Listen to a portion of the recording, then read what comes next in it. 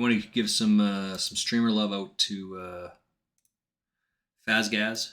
Give us a little bit of streamer love out to I am Eklo. Fazgaz, of course, streams World of Warcraft. Eklo streams poker. So 33.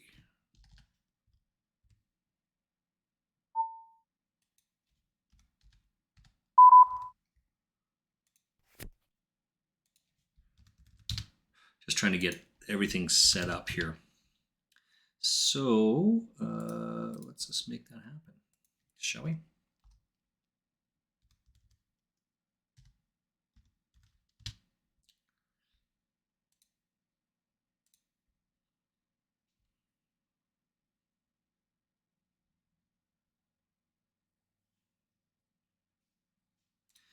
This one.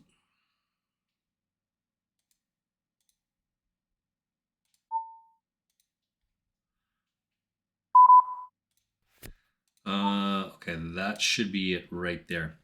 All right, so we have some interesting stuff happening here.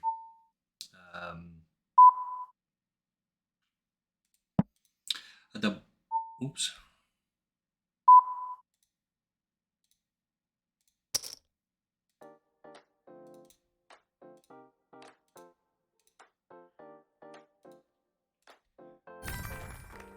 So at the bottom of the screen, so we're going to flip between these two tables, but I think we've got it figured out.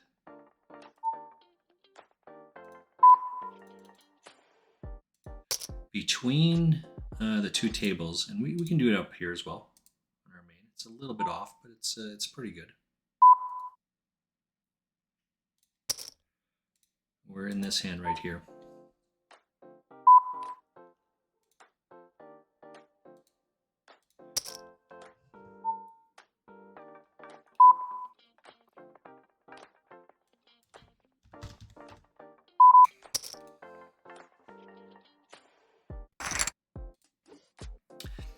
At the bottom of the screen, there's 5 dots. 3 are X's and 2 are yellow arrows. So who cares and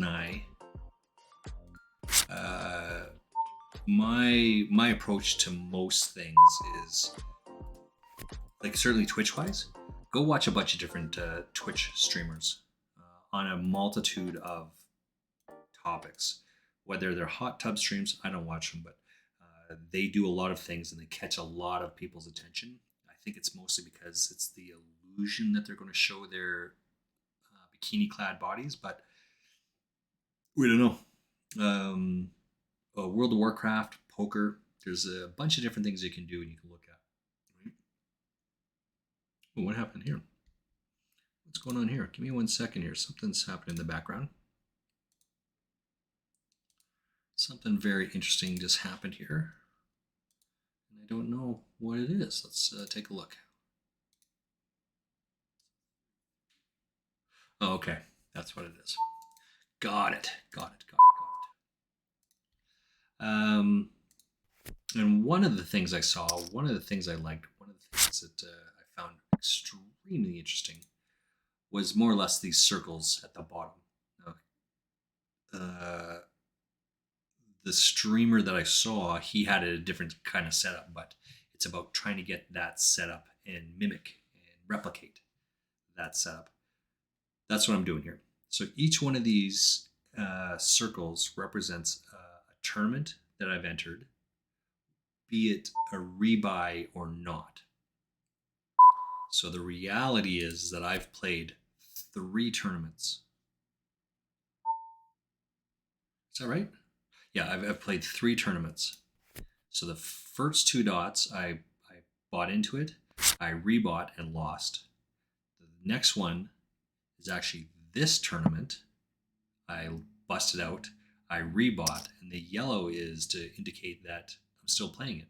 So I actually have 2 tournaments going on right now. And you can see that there it is.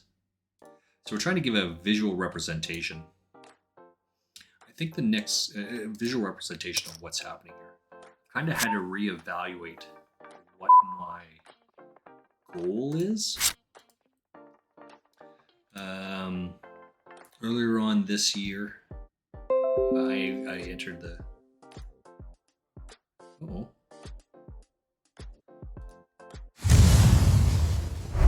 That is interesting.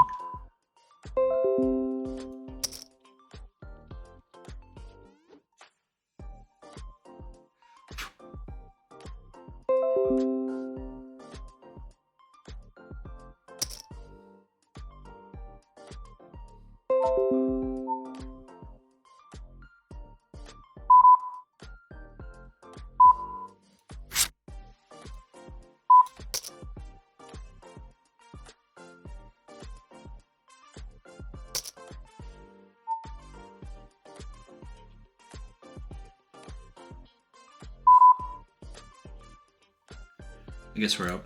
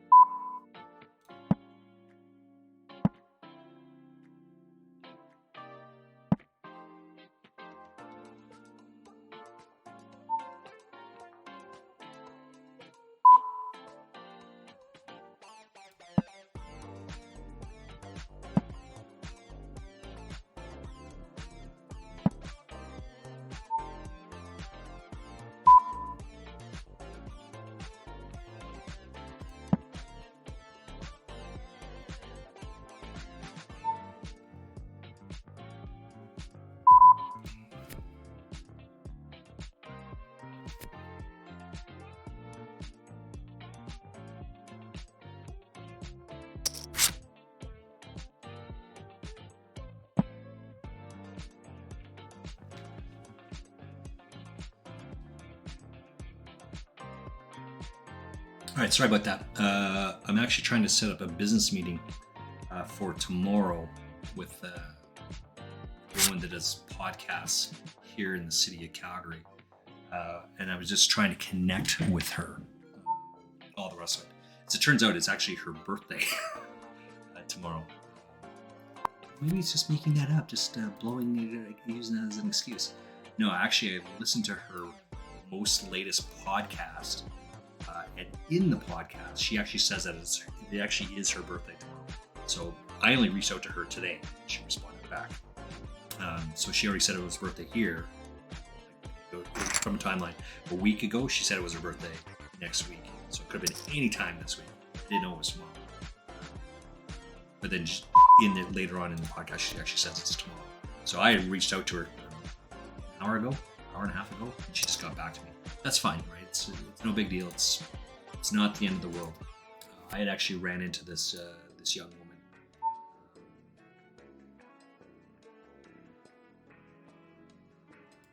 A couple of years ago, knew she did a podcast, kind of followed her pathway along for a little bit. She wasn't, this was what it was, right? It's just no big deal. Yeah. Anyway, she's not available tomorrow, so that's just fine. Biggie. So we got 1, 2, 3, 4. Okay, so I was talking about this thing at the bottom here, though. You can see that we've got 5 tournaments going on.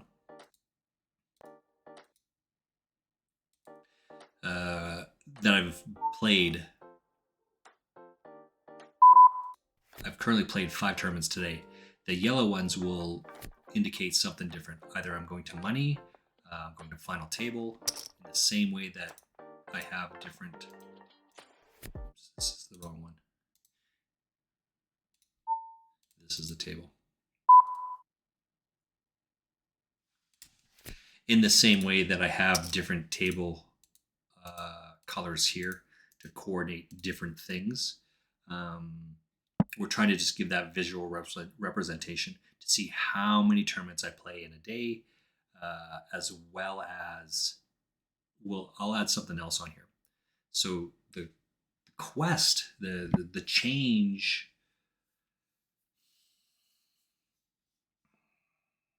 It's a 6. I just started this today.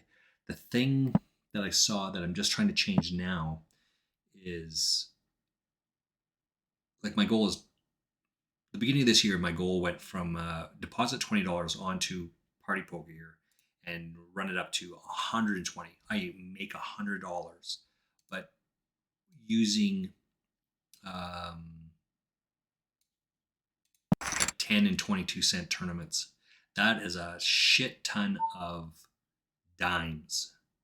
To carry around $100, that's a lot of dimes. But that's what it did. It took me 29 days. I have a record here somewhere to show that it took me 29 sessions, 29 days to make that happen. Oops, is this the right one? There we go.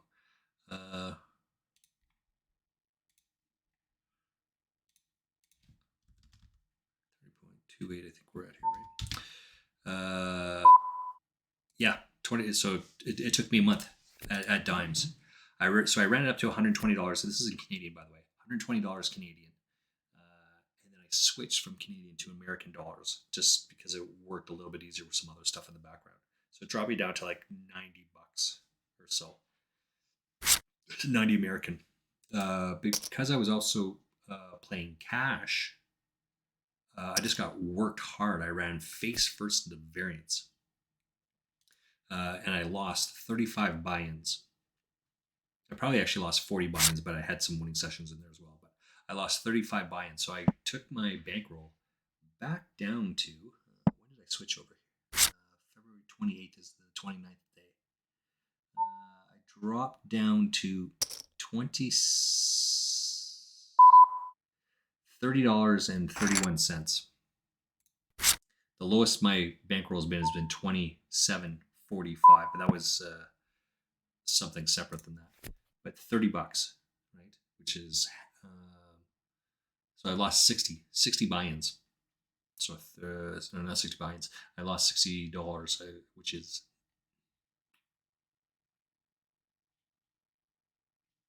it was a $90 American is $120 Canadian.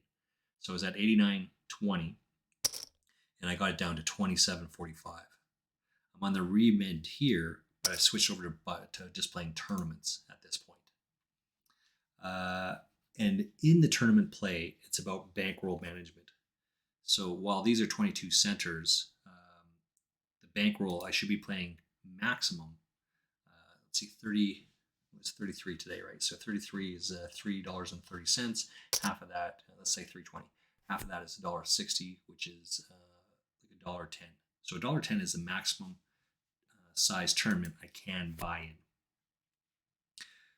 I want to play these lower stakes just to get up to 40 with taking one shot a day at a higher tournament. And all of that's going to be captured through this 5 stars at the bottom here. Right? All right, so there's lots of moving parts here. Do you, the audience, do you, the viewer, really give a shit about what tournaments that I'm playing in? Probably not. Or what those things mean? Probably not.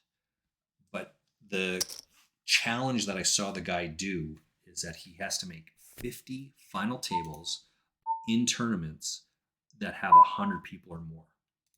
And there's just no way to know what that happens until it happens, right? So, you know what I'm going to do is actually 2 minutes to the break. This is going to be tough. This tournament right here actually has 96 people in it, and it goes till the end of. This tournament will make the criteria. So we need to make the final table, basically. Right? That will give a huge boost to the bankroll over and over and over again. and the fact that it's a bounty tournament will certainly help. So we just gotta play smart over and over and over again, right? So I'm going to take this on. I'm going to try and do the same thing. Because I'm starting 6 days late, I will continue on this path for, is that right? Yeah. Oops. Until May 6th. I'm going to, my goal is to get 50 final tournaments of 50 final tables of tournaments that have 100 people or more. And I'm going to have to track that somewhere else. Maybe we move this thing here. I mean, I'm not really sure exactly.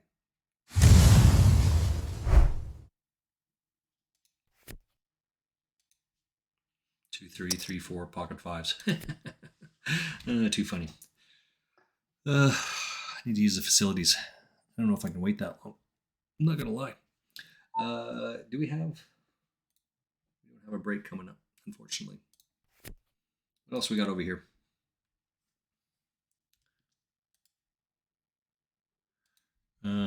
We need not this,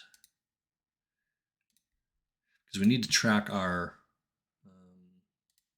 my new Frost Mage stuff. Welcome in. We got a couple different people in there. We're going to be.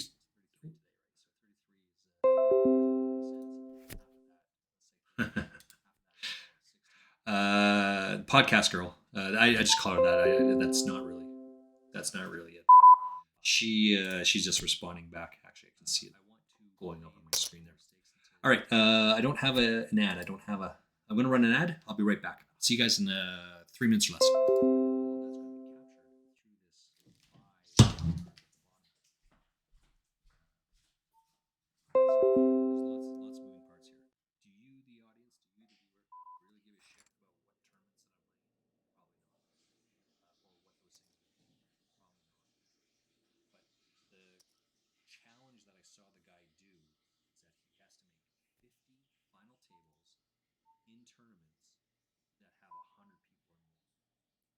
Just no way to know what that happens until it happens, right?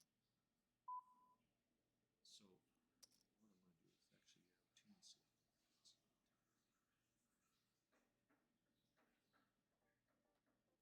This tournament right here actually has 96 people in it, and it goes till the end of. This tournament will make criteria. So we need to make the final table, basically. That will give a huge boost to the bankroll. And the fact that it's a bounce tournament will certainly help. You just gotta play smart over and over and over again. So I'm going to take this on. I'm going to try and do the same thing. Because I'm starting 6 days late, I will continue on this path for, is that right?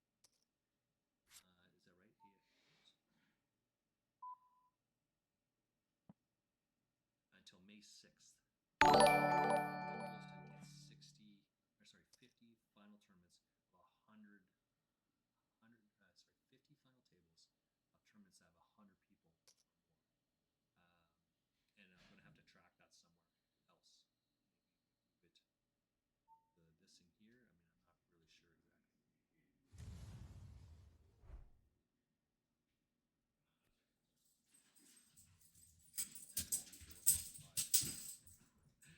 Too funny. Come on. Can't stop right there. Do we have a break coming up, unfortunately? What else we got over here?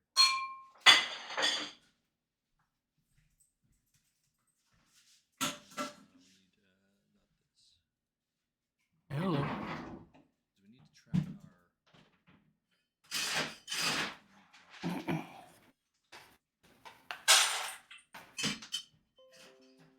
our welcome in.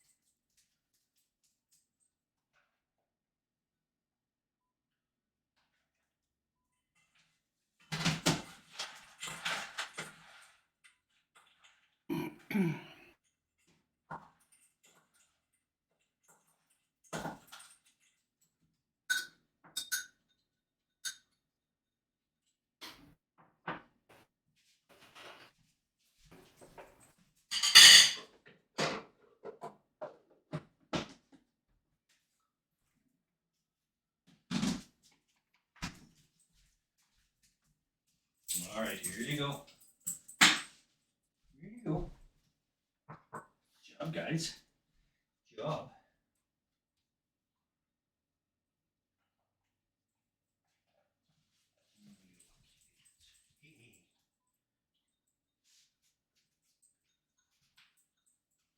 Over here, get yours.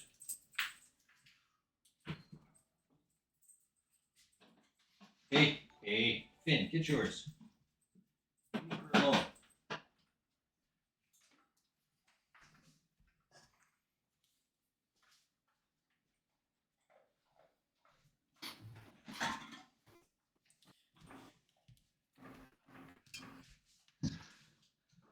Hello, Michael. Hello, young sir. How are you doing? Hello, how are you? Are you the rough wizard? I don't think so.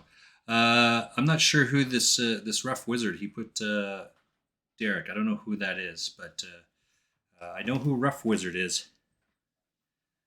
Rough wizard.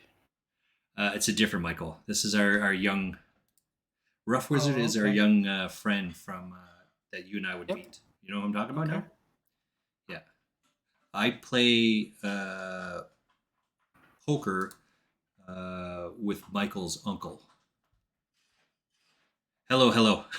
Let's just hide that though, because it'll be fine, right? That'll be fine. We don't use real names most of the time in most things. Well, that's what I was kind of surprised with. I thought, well, he's not streaming because I haven't checked. I don't know if Rough Wizard streams. I don't think so. I know that he has a Twitch account, obviously, but he and I were chatting this up a couple months back. We went out for lunch, and he gave me a follow right away. He's just using words to trigger, right? So I remember who it is, but I already know who Mhm. Rough Wizard is, right? So anyway, welcome in, youngster. Welcome in. I am doing a couple of different things. That's awesome. And you gave me your subscribe with Prime. Even better. How can I say no to that? Got a twofer today. Who cares? Ladies and gentlemen, we got Who Cares in the background. We're just playing a little bit of poker. I normally stream poker right after, for lack of a better word, because I don't know what to call it, our podcast today. Who Cares and I, we do a podcast Tuesdays and Thursdays from 12 o'clock until 1 o'clock. You can actually, I don't know if I've uploaded that today. Oops. You will be able to find the episodes down below in the YouTube section. Just as an FYI, I have not uploaded today's episode. Sorry about that. I will have it done before the end of the night, though. And then I usually stream poker from 1 o'clock until 4. Now Finn, he and I, Who Cares and I were doing much different things today, focusing on those 5 little blurbs at the bottom of your screen. So we're just trying to work out some of the details of what exactly those symbols mean, how we can adjust to meet the criteria that I'm trying to put forth, yada yada yada, all those other things. So I've played 5 tournaments today. I've busted in 3 of them, and the yellow ones are actually indicating that I'm currently playing those 2 tournaments right now. Hello, young sir. How are you doing? We got these 2. Are you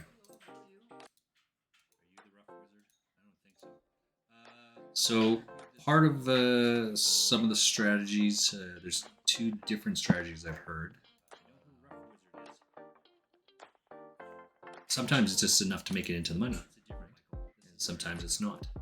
Sometimes right now we're just playing with the bankroll and using bankroll management strategies to just play in the size that we want to play.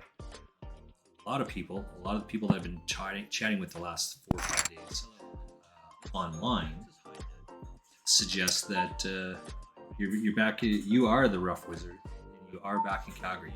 Excellent.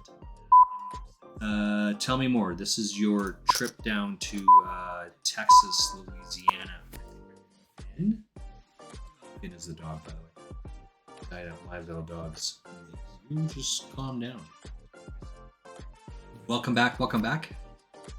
We can try and get together for lunch again when you're here. Remember the place we were looking for that had the beer downstairs? We could go there. Yeah, that would work. Somewhere central. Anyway. Oh, you're talking to me now. No, I was talking to a rough wizard. Oh, okay.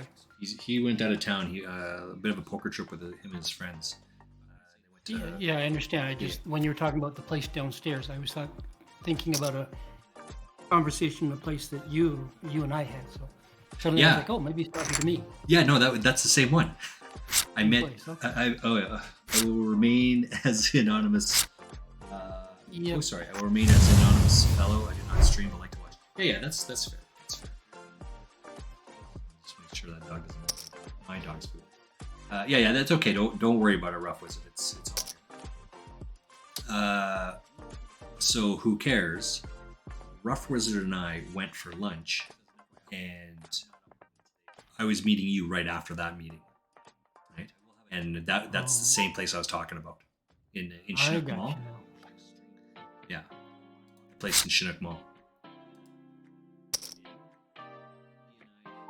And in fact, I think you and I just went to the food court anyway, right? We didn't go have more beer. Yep. No. Yep. No. Okay. We tried looking for a few places. Yeah. So that stuff at the bottom there. So we're playing these tournaments right now within bankroll management, which is you shouldn't spend more than 5% of your bankroll on any one tournament. I did complete my challenge earlier on this year. I deposited $20 into this account. I want to run it up to 120. This is in Canadian dollars. I did that. 29 days. That is a shit ton of dimes. It's easy to just put $20 at a time and buy into $5 or $10 tournaments. And that would be a lot quicker, but that doesn't mean that you're playing well.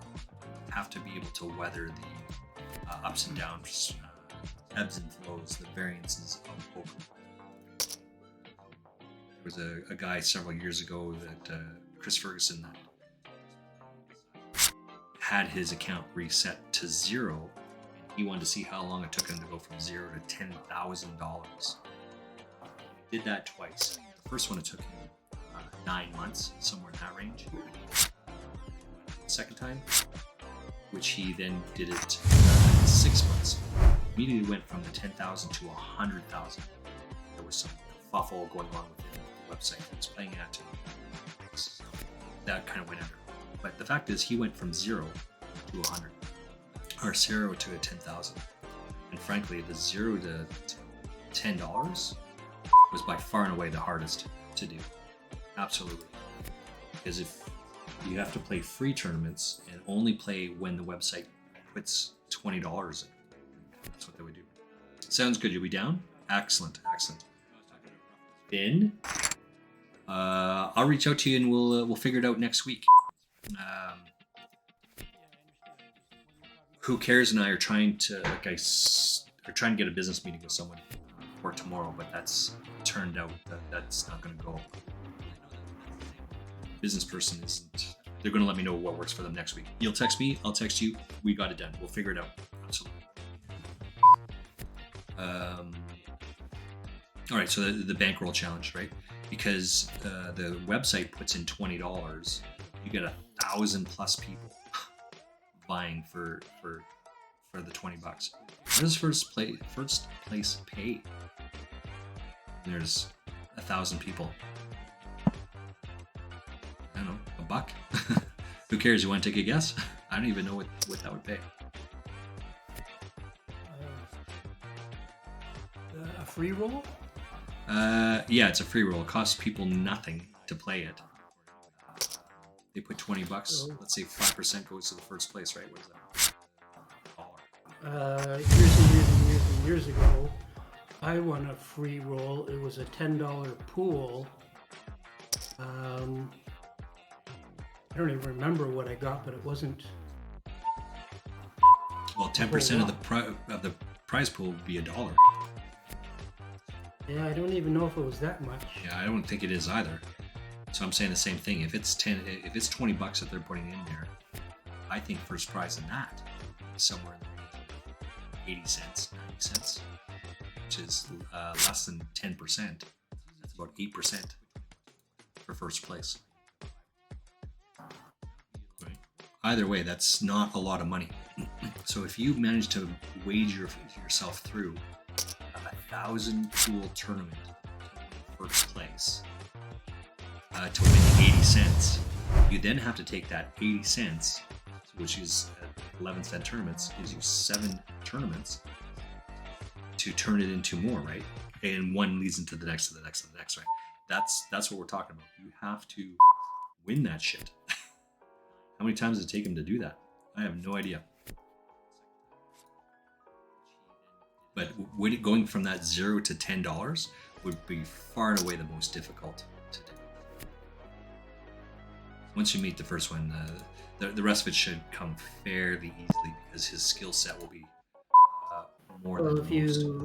If you consider that there are 1,000 or so people playing in the free roll, you got to get your way all through. Yeah. Most of those players' final table to make any kind of money. Yeah.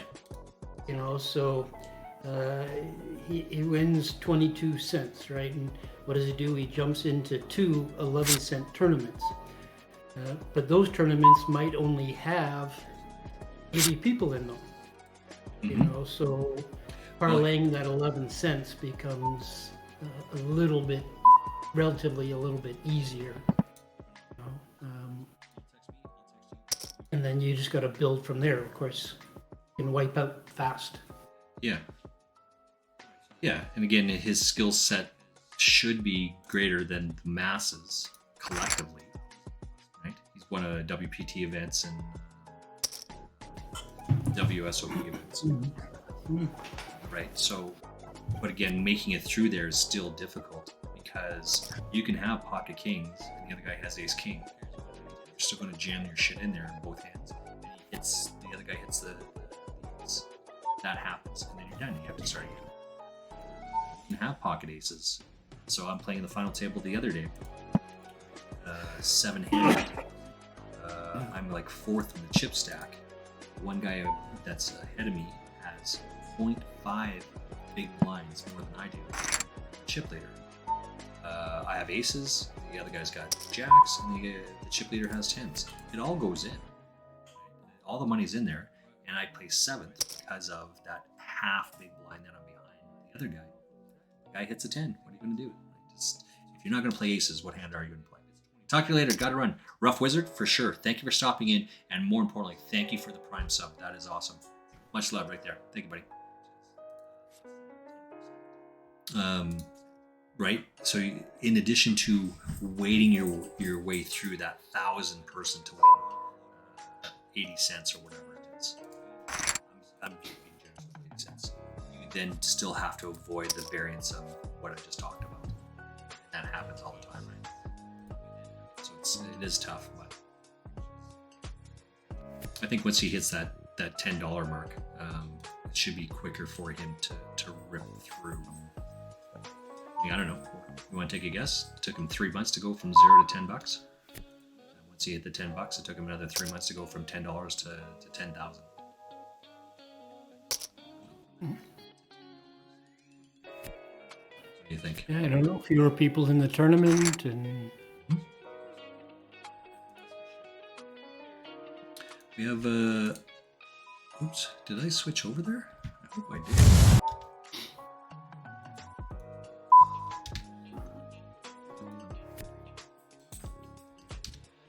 Maybe I didn't. Sorry about that. I meant to switch over. We just moved over from the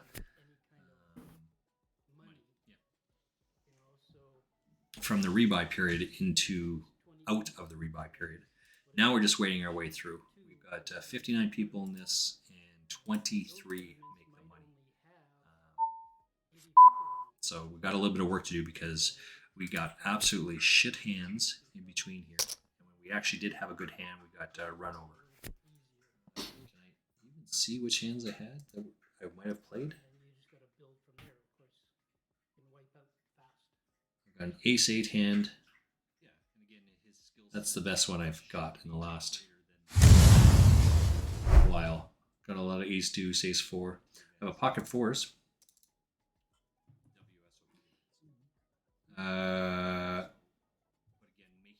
Which I folded.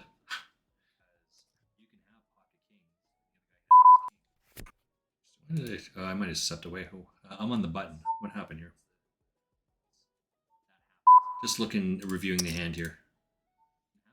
Oh, I raised. Oh yeah, there it is. I raised a 3,000 on the button. The next guy, small blind raised, and the big blind 3-bet. So I just got out from a raise. I'm the initial raiser. Second small blind 3-bets. Button 4-bets. They got ace jack, ace 9, 4 on the flop. What are you gonna do? That happens. We got moved to another table here, so let's go find that. Got these two tables happening right now. Looks excellent. Let's give a shout out to our potential sponsor, PBR. Perhaps Blue Ribbon. We're working on that. Trying to get some sponsorship out of those guys. Frankly, I think I'm looking at trying to get a beach. You like have a beer in your hand when you're... Well, I'm looking at your stream. Yeah, no, I've got a beer when I say that, for sure. There you go. Okay. Yeah, I was looking at the stream, so I'm delayed. Oh, right. Let's... Yeah. So then I think, oh, no. Let's go to... I see what you're...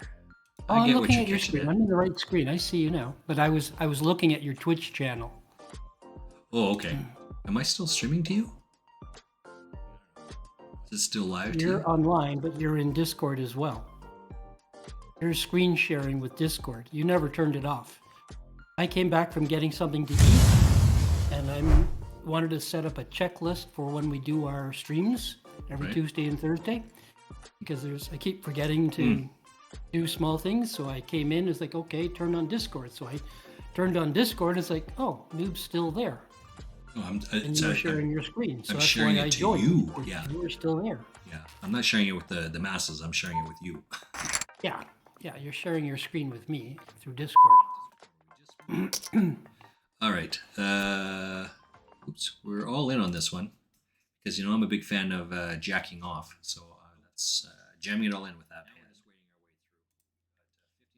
I get called by pocket fours. We have a flush draw, so they have everything except and we're out. Oh, no, I won. I counterfeit. You got a jack, don't you? Yeah. Oh, wait, yeah. Jack of clubs, yeah. Yay. That was a much needed one. We needed that one. I was just focused on the club draw. I didn't even see that I actually had a bigger pair. This is why I fold those fours earlier on, for exactly that reason. You're in trouble start to finish. It's just so trash. There's a time to play pocket fours and jam pocket fours, but this isn't it. We got 51 people left in this tournament, and there's 23 make the money. It says that we are in 44th place. I find that really tough. But who are we to argue with it? There we go. No, see, it just didn't update. That's all. We're in 30th place. Yeah, that's what happened. It just didn't update.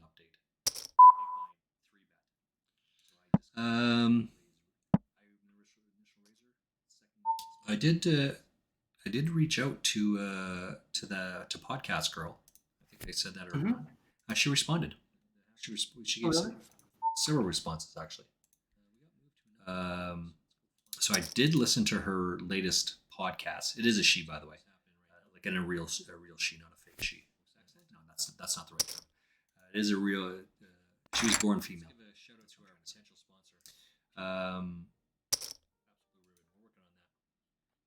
She says in her podcast that her birthday is next week, so she published on March 31st. So that's this whole week. I'm like, oh, okay, well that's fine. I was gonna like I'd already when Who Cares and I put our quote unquote podcast this morning. When I put him on earlier, Who Cares and I when we were podcasting, when we were doing our random comment stuff, I said I was going to reach out to her and request a meeting, as it were. I did. She said it was. I listened to her podcast. She said it was her birthday, and in her podcast, she said actually Friday, tomorrow, is her birthday. And so I was going to respond back. Well, I guess that's going to be out anyway because it's your birthday tomorrow. Happy birthday, blah, blah, blah. I didn't do that. But she responded back. She responded back saying it's her birthday tomorrow. And I actually suggested that because I'm a big fan of PBR beers. Where's my camera here? All right. As it turns out, this is the beer of middle class America. We're Canadian, by the way. That us like having a meeting tomorrow isn't going to work, and I suggested that we go down to One Night Stands, which is a name of a bar, because they have PBR super cans, 500 mils. This is a 355 ml can, or 16-ounce can, I guess. They have like a 20-ounce can for $5. And she's like, "No, I can't. It's my birthday tomorrow." Like, hey, no problem. I get it. It's understand. It's a short notice. Let me know what works for you, and I will try to coordinate between Who Cares and I. So I think we're going to, Who Cares? This is you. I think you and I are going to try and, or at least I'm going to try and get together with her next week. If you're available, that's awesome. If you're not, that's awesome as well. Does that work? We're going to try and what? Get together with her next week to ask all those questions. All right. My questions to her are, I want to hear about the challenges, the trials and tribulations that she's had to face and overcome getting her podcast together, how she dealt with those things. I'm under the impression that she and her previous co-host had a falling out, how she decided that she wasn't going to run with a co-host, why she did that, how she got sponsorship. Did she reach out to them or did they reach out to her? All those sort of type questions. So those are questions that I had. That wasn't what you told me. You said something about bra size. Something about what? Something about bra size. I knew you were going to go that way. What a goofball.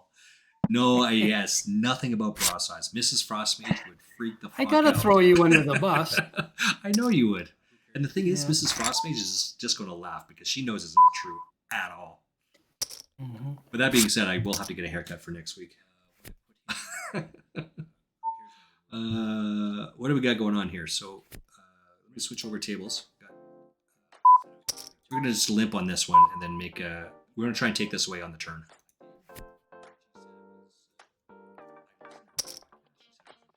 Ideally we hit here, but if we miss, that's okay as well. 50K is the buy-in. We're just going to jam it all in right now. Yeah, that's what she said. Yeah, now it's a flush draw missing, but we do win. He's got a bigger nut flush draw, and we happen to hit the 10 on the river. Yikes! We luck sucked for sure on that. Anyway, so she being a podcast girl, I just said, we want to get together. Friday works best for us. Ideally somewhere on 17th Avenue, which is where it'll work. One Night Stands is. I like PBRs. I'm a huge fan of $5 PBRs at a place called One Night Stands. And I did mention that there's zero hidden agenda. She laughed because she said she used to work there. Who cares? Did you know that she used to work at One Night Stands? I had no idea. I had no idea that either. Coincidence. She laughed. Hi, Justin. Can't do tomorrow. It's her birthday. She have plans tomorrow. She used to work at One Night Stands. Okay. Okay, no problem. No big deal. Too funny. I just finished listening to your latest podcast and heard it was your birthday tomorrow. Score. Score is one of the things I say all the time. All good. If there's another time, place next week after recovery, because I expect her to have a hangover tomorrow, or on Saturday anyway. That Who Cares and I will try to accommodate. Either we'll both go, or I'll just go, or whatever. But we'll figure it out, right? If she wants to meet at let's say 11 o'clock on Tuesday, that's not going to work for us, right? Because we have our own podcast and all the other shit going on. So we'll figure it out.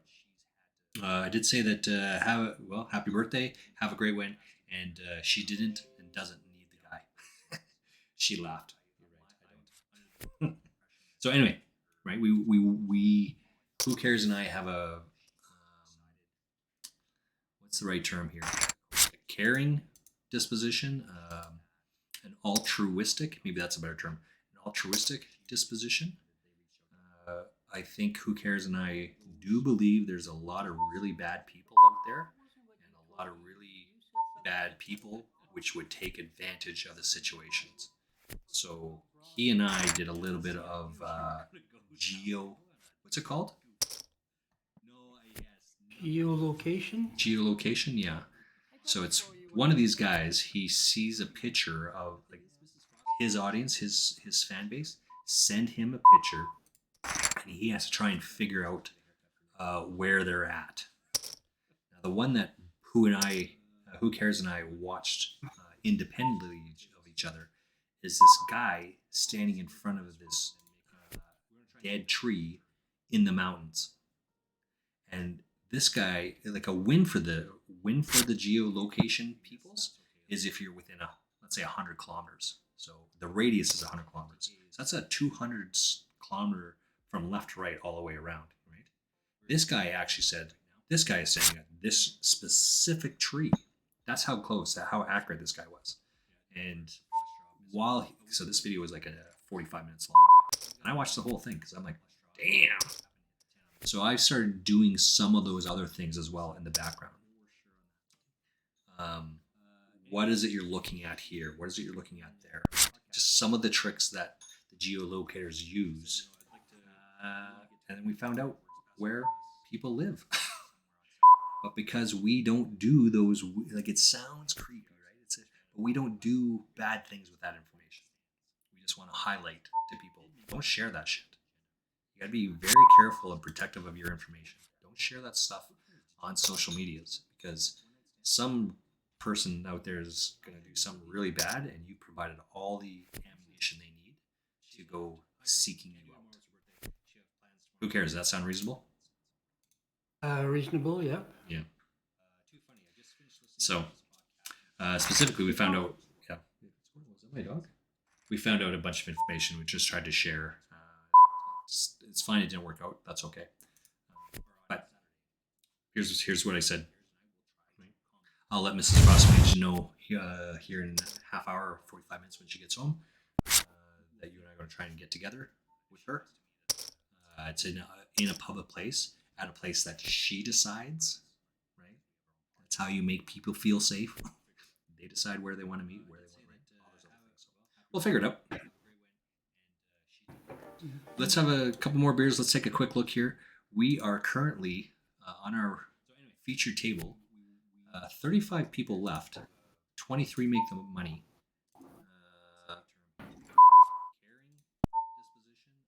Yeah, so we're just check folding because we only have 10 bigs. So we're trying to find. Do we think he has a king? Probably not, but can't take that risk.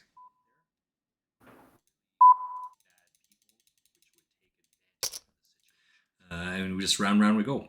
Fold. We'll just do what we have to do.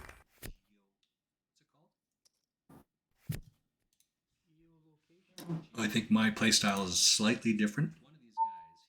a lot different than Who Cares. Was that subtle?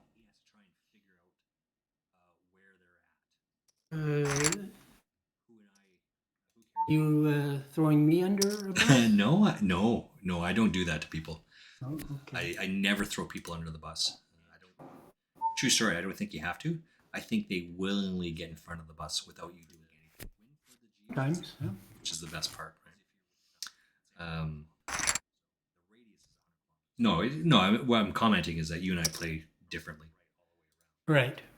It's just I'm a little bit more aggressive and you're a little bit more conservative, and not. I don't think neither one is inherently right or wrong or correct. Just so seven. I've got this one here, 7.8 bigs with Ace Jack offsuit. It's good enough to throw my whole chip stack in there. Right? This is what it is. Now I'm losing here, so I need a queen. Yeah, and now I win. Yeah. Right. So I got this guy to put his hand, his stack at risk, or to match my stack, only with 3 outs. Right. If the guy dropped his cards in front of you and you saw that, would you make the same play? I have Ace Jack, he has Queen Jack.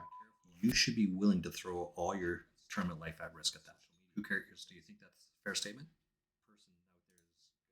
If you know what he's got and you got him beat, yeah. Yeah, you should want to do that over and over and over again. Now the thing is, shit happens. Variance happens. But you would not want to not take that. Who cares? If you were at a WSOP event and you had pocket kings on a second hand, so you don't know anything about the guy, and he dropped his cards and he's got pocket queens and you have pocket kings, are you not going all in? Nope, because he's going to turn a queen.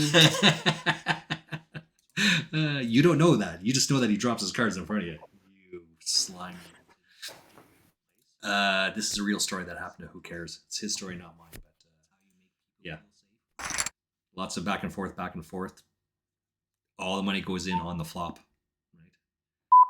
Right? Is it 5-bet pre-flop and then it's all in on the flop? I think that's what it is, right? Yeah, 5-bet. Yeah, and then the guy jams on you. You take a little bit of time to think about it, and you just like, it is what it is. Call it off. He shows up with queens, you show up with kings, and he turns a queen on you, right? Because we only have 10 bigs. So we're trying to find. Excuse me. Do we think he has a king? Probably not. Right? Is that what it is? Yep. Yeah, he turns. That's the way it went down. That's the way it goes down. So again, I would funnel thousands and thousands of dollars on that over and over and over again, and you should be willing to as well. So that's all we did here, right? There's not much difference between having 2 outs and having 3 outs, right? From percentage-wise, a little bit, but that's what just happened there. The guy's got Queen Jack, and I have Ace Jack. He's got 3 outs. He has to hit the queen. That's it. Over and over and over again. If we go broke, then we go broke, but we're putting it in when we have the best of it. That's all you can ever hope to do. Trust the process.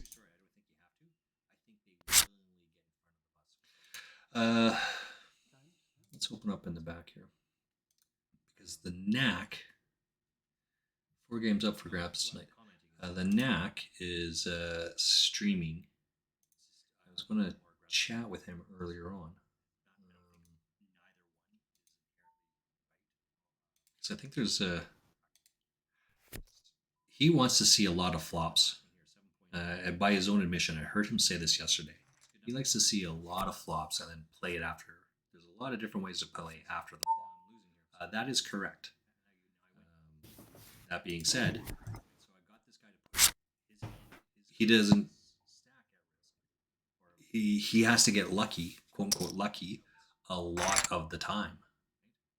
Right? Yes, I have King Deuce here, and I have top pair to the. Right? Got the right table on.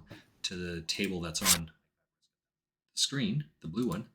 But if you miss, like, even if you hit the king, you can't beat King 3. You're in trouble. So you have to hit it twice. The best way is just to fold out of the way. He doesn't think so. He disagrees with that. So he has to get lucky several times the way, build a big ass stack, and kind of coast a little bit further, and then be a little bit more aggressive on. I don't think you have to do that.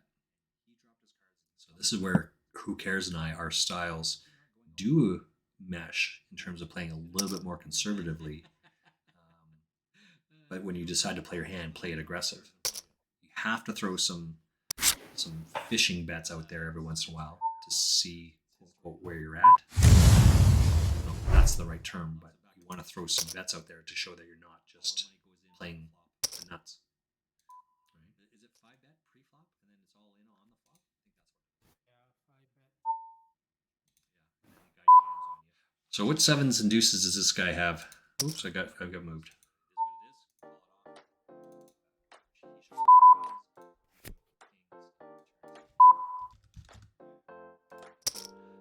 Got moved out of the table and I can't see where I'm at. It's got 7-5. So how many sevens does he have in his hand, right? The fact is right there. I raise on the button and he called with 7-5 suited. And he hit.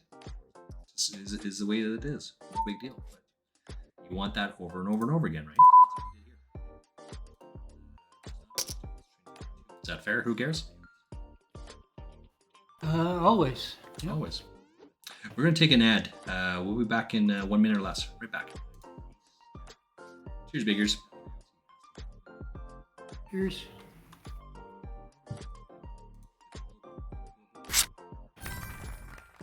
Where are this?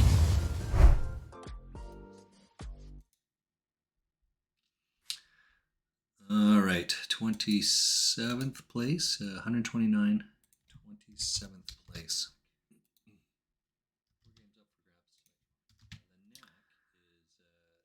This one's got 48. What money was that? Okay, yeah. Yeah, so it's taken me a little bit to try to figure it out. To remember what's happening here, but just work with me. Trust the process. You want to go to edge? No, shush. Oh, you were there just, and then you just because right. This is how you do it when you're not here. Got to make sure I get it all right, just by my own little lonesome. Yes, I have king deuce here. Right. So there it changes, and then we come back to our thing, and there it is. Yep. Right. Yeah. It's easy for you to just tell me how to do it, but you got to kind of. Well, you had saved, and then you were trying to figure out where you're going. Then you went back and saved it again. I'm like, oh, okay. No, because I lost myself in the process. The process is to save it and then go find it. Yeah. That's all. All right. I wasn't trying to shush it like that. No, that's fine. So we only have one tournament. You can see that. Are we back yet? I think we are. Speaking like I am. Okay, there we go. So we have just the one tournament going on now because we just went broke. Pocket sixes I figured was good enough to go all in with 7 or 8 bigs that I had left. I got called by Jack 10 offsuit. He hit a jack, he hit a 10. One jack was fine. Again, same sort of thing. He only has 6 outs. I don't like the 6s. I don't like those small middling cards, but you have to make the decision. Am I going to get a good hand, good enough in the next 12 hands to chunk it in there? Because I would only had like 4 bigs left. And any like 152, he's going to call. Danning here is going to call. Hand star, maybe not so much. This is a monster hand, by the way. This guy's got a huge monster hand. Put a third of the stack in on this. He only has 11. He's got to jam it here because he put his third in there. Now this hand that's got him beat is going to call, which is exactly it. So you can write this stuff. This is the same sort of thing. Pocket fives, I don't like it, but it's good enough to jam with some sort of pressure on Pat. Pat calls. I don't know. I'm gonna check this in just 1 second here. Now I'm just gonna give a min raise. Like a little cautious there.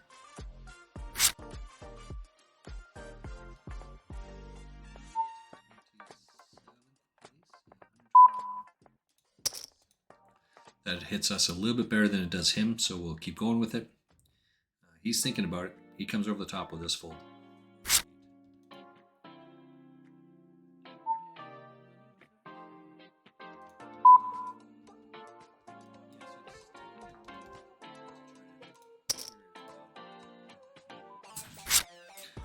So he hits the 8. Now he has to push all in here.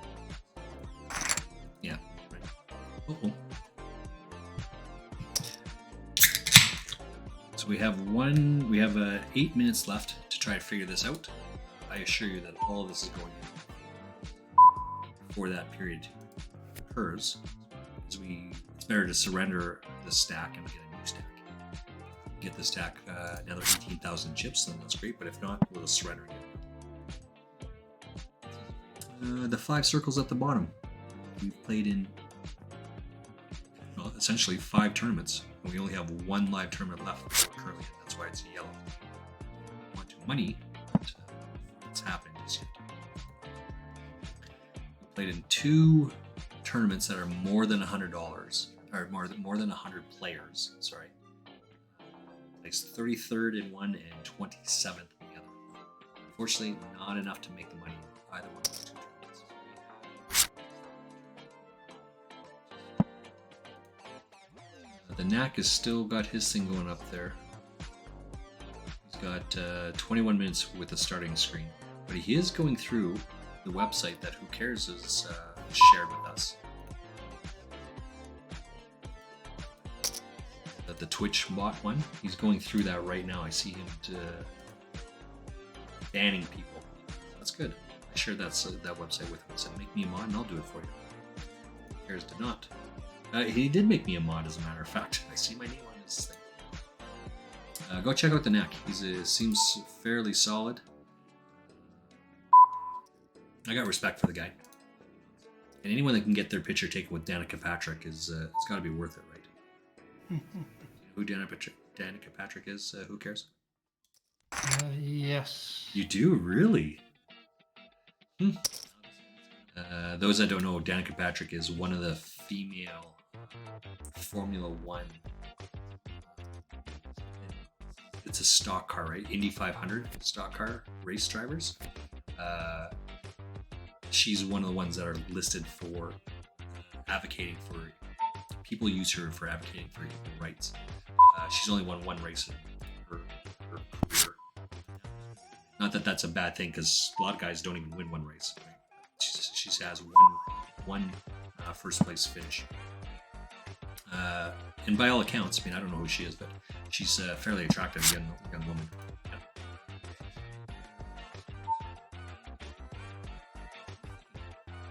Who cares? Fairly attractive young woman. She is, yes. Yes. She's a smoke show. Come on now. Let's. We're not going to escalate this woman based on her looks. We're going to praise her for her accolades. But she's a good-looking woman. She's done some modeling as well. The Knack has his picture with her, and he shared his picture with me. It's awesome.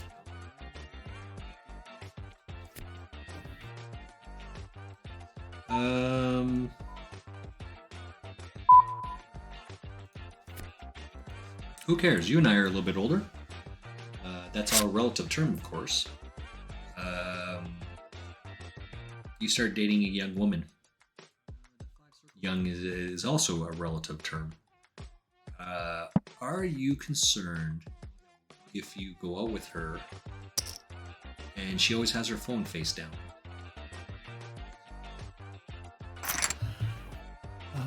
And if you are, why? If you're not, why not? If I am out Cheers. on a date with a woman and she has her phone face down on the table, am I concerned? Am I bothered? Yes. Yeah, that's correct. If you are, why? If you're not, why not?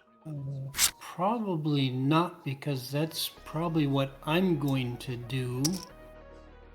I do it because I don't like the phone in my pocket. It's too big, it's uncomfortable. My wallet isn't as big, so it sits in my pocket and it doesn't bother me, but the phone is a little bit bigger. And so, yeah, I always, whenever I like, it's sitting on my computer desk right now, although it's face up. So now I guess if she's got a purse, she could leave it in her purse. It's not going to be uncomfortable to her that way, but I mean, just hold that thought for 1 second. Fazgaz, yes, that is correct. You can see my cards.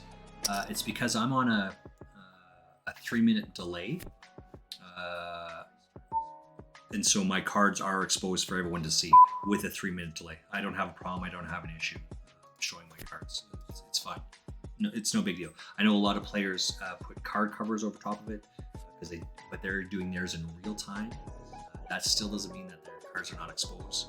I don't have a problem with it because mine's on a 3-minute delay. It'll be fine. Second thing, go check out Fazgaz Has Jazz. He is a fantastic streamer, Twitch streamer for World of Warcraft. He's taught me a shit ton about the game.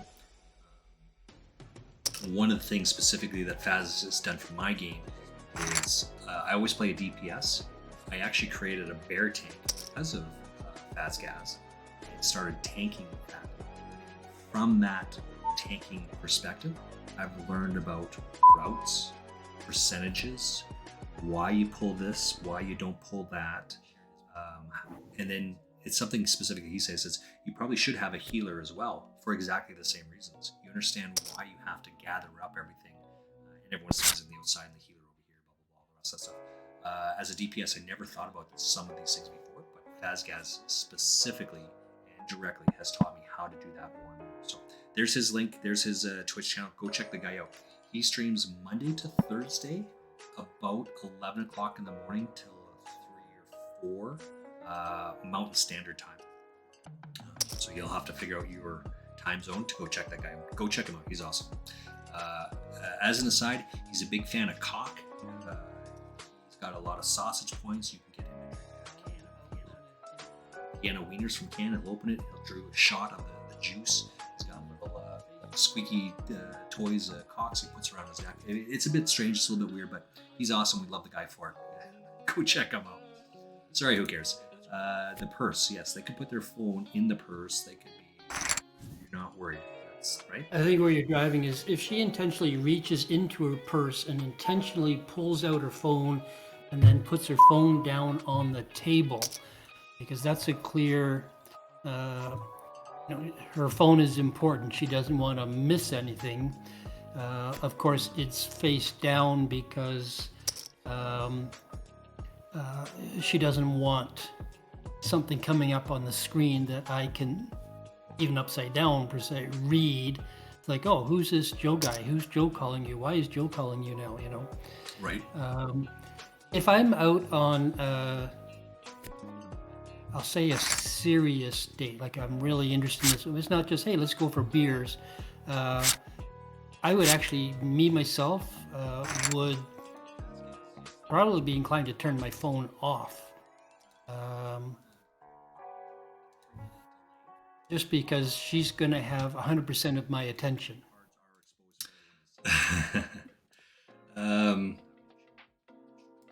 Okay. Yeah, that's an interesting take. Nothing wrong with that. I don't have a problem on a first date or even on later dates. Now you've been dating for a little while, a couple days, couple weeks, months, whatever the case may be. I never have a problem with any of these things because I think it's about effort and respect, right? You should give people the benefit of the doubt on most things until they prove you otherwise. And then once they prove you otherwise, then maybe they're not deserving as much as you think that they are deserving. What do you think about that? Effort and respect.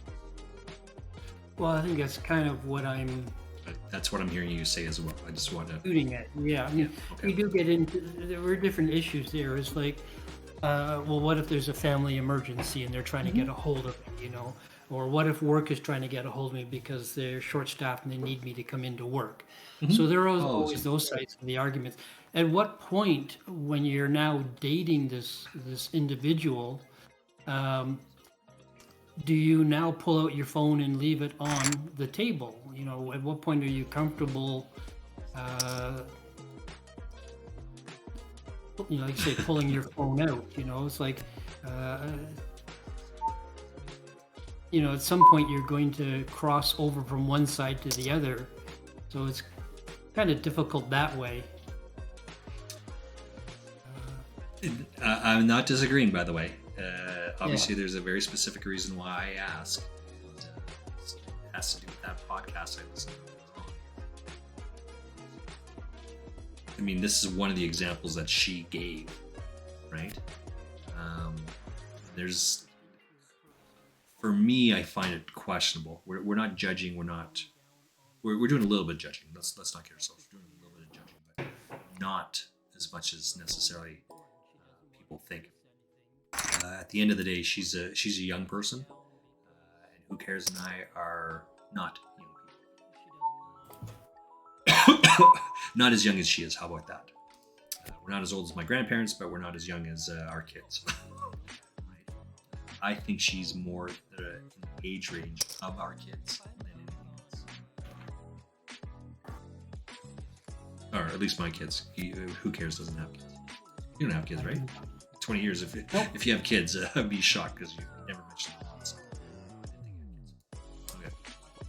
So that being said, she's in listening to the podcast today, I heard a lot of finger pointing on her side. The finger pointing is pointing away, of course.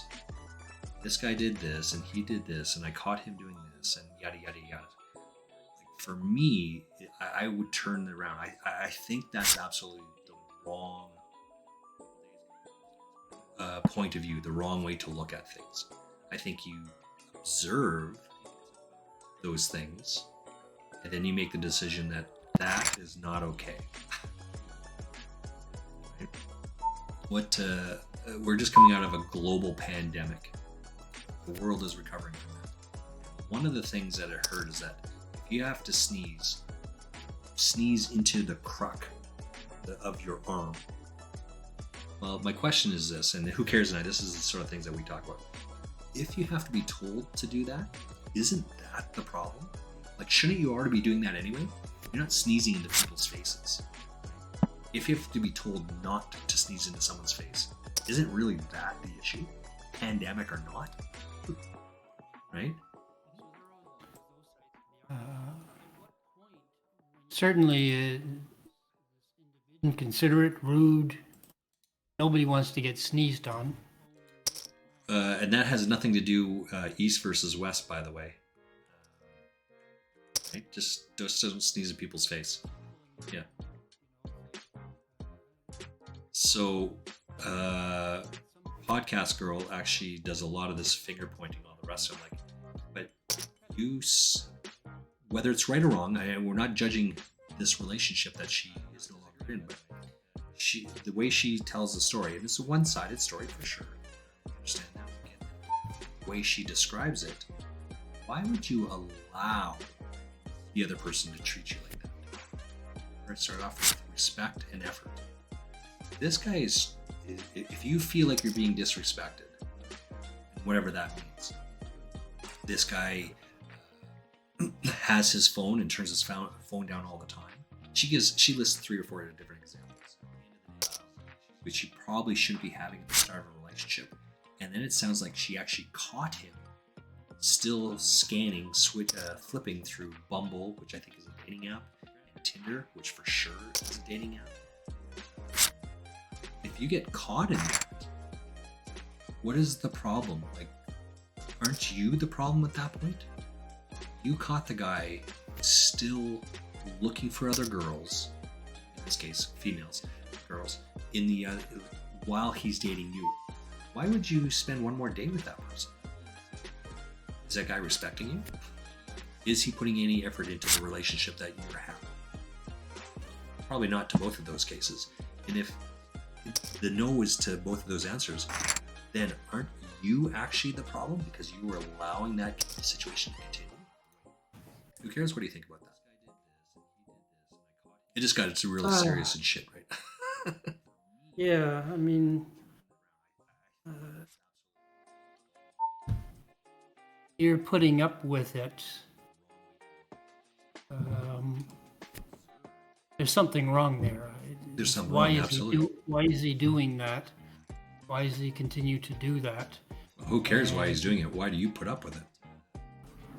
If you're worth And it, then then why? Yeah, why are you yeah, tolerating it? You know that if you think there's someone better out there for you, you know, hey, you should go see that other person. Absolutely. you know, Yeah. I'll step away. You know, we're done.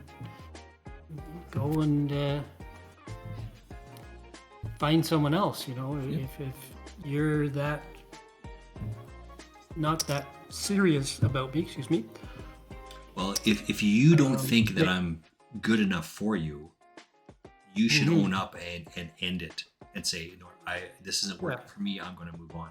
But the fact that you can't do that because you're insecure, again, people are like that, right? But then you Well, catch the guy, but you continue to stay. I don't think it's on this. The complete onus is on this guy, but I think most of the responsibility lies with podcast. She caught the guy well, she's lying, making a cheating. choice here. You know, Yeah. you either accept that he's A scanning philanderer. through these dating sites, you know, and keep your mouth shut about it. Oh, I don't like when you do that. Well, if you don't like it, then leave them. You know, Yeah. if you're not going to leave them, then And don't. you don't have the right to bitch about it.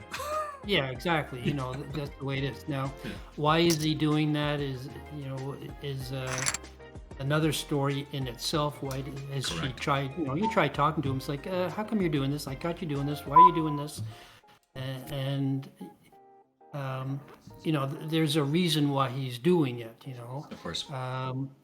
and if he's not like sort of apologetic about it, it's like, yeah, you're right. I don't know. I was just being goofy. I was just curious. I was just, you know, whatever, and doesn't do it again. Okay, cool. But if he's continually looking through these and you're catching him multiple times, what does that really say about the relationship is what it is. And you evaluate it at that point and you're saying, well, he's obviously not that into me, as it were. I think there's a movie about that. Actually, I think it's yeah, called well, that. Yeah. And I haven't seen it, by the then way. it's time to get out, you know. Yeah, you're not going to like it. You're upset about it. You're breaking up your relationship because, well, you're still into this person, except this thing. But are you going to tolerate it? It's like, yeah, it's just what he does. Well, then fine, but don't bitch about it. Don't, you know. Yep. So All right, you know what we're going to do? I absolutely agree with Who Cares, and as I suspected that he and I would agree on this. And the question becomes whether that comes with age, i.e. wisdom, typically wisdom, which comes from experience. Is it just a young person's thing? Is it an old person's thing? We're not really sure. What we're going to do is take a 1-minute ad break. I have 5-minute break in the tournament. I reload the beverages, take a bio break, check on dinner because this is fast paced. Should be over in just a couple of minutes. We'll be right back. See you guys in a couple of minutes. Who cares? Right back. yep.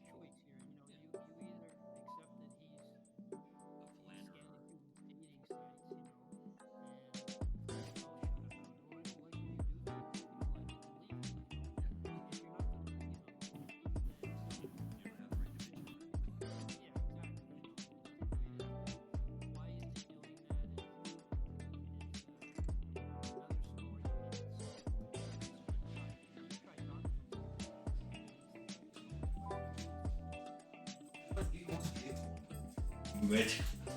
Move it, shorty.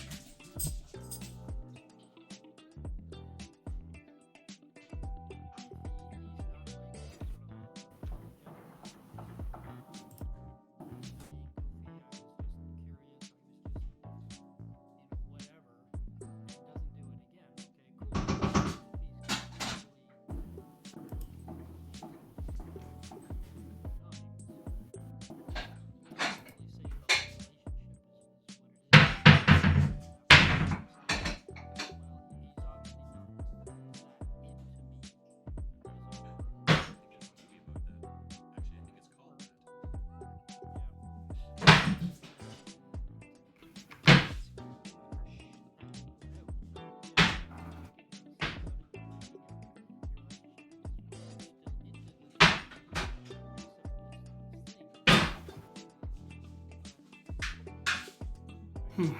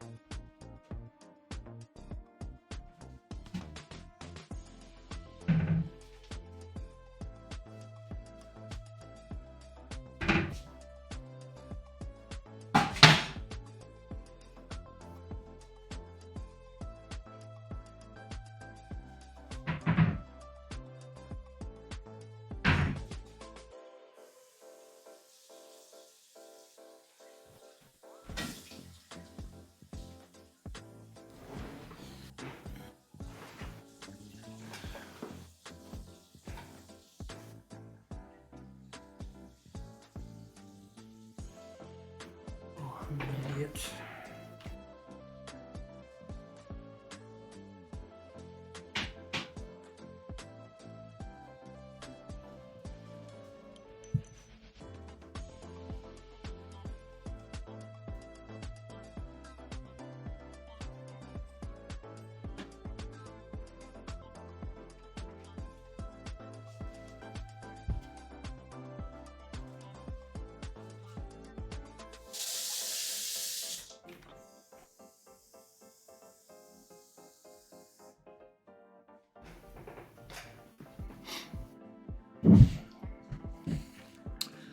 All right, that's good timing. Just back 14 seconds. Maybe we can find another tournament to get into this month. In fact, we're going to jump into this one right here. Give me just a minute to set it up. This is looks like another one we just ran.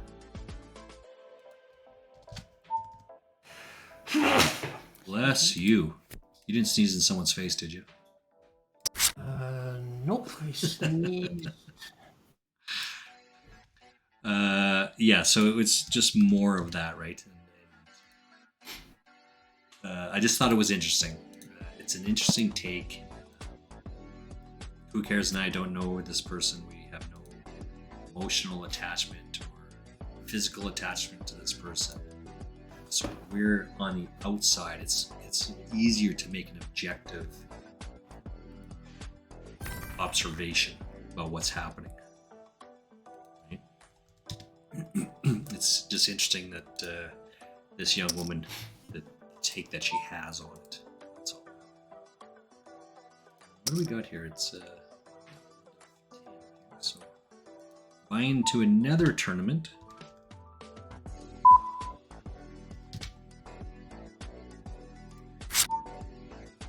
That should have worked. Okay, so let's just save this one, right? And we come to our here. I think it's this one, right? Change it. All of it.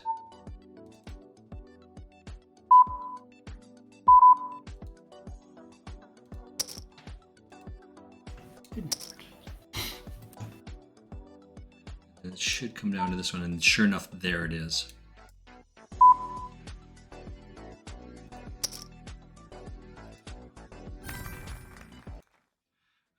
Okay, so we are also just rebought into another tournament here.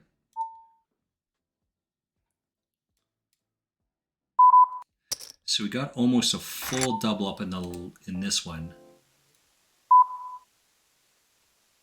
Oops, and we just got moved.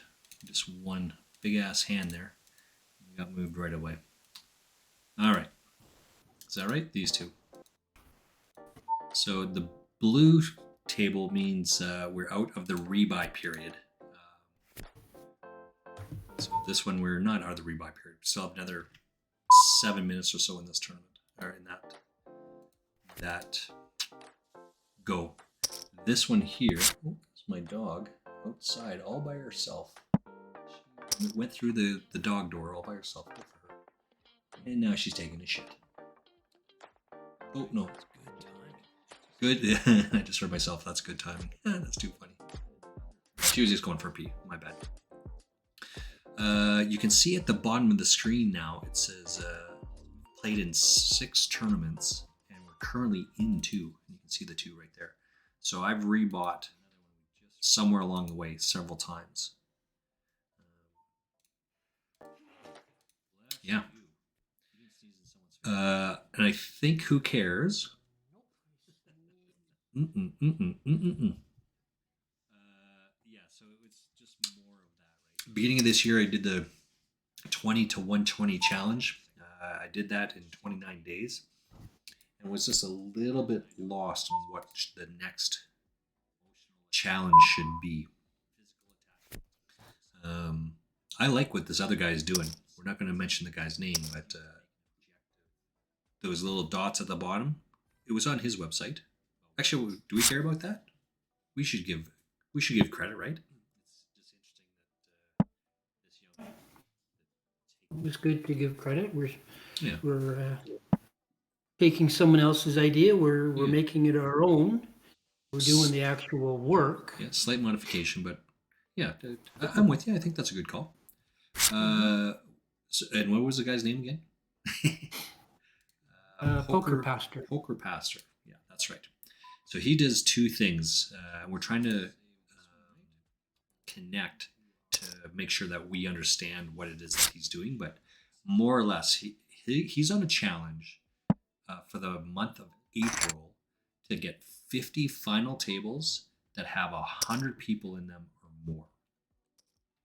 This tournament that you're seeing right here, this one right here, there's currently 123 people. So if we final table, this would meet the requirements.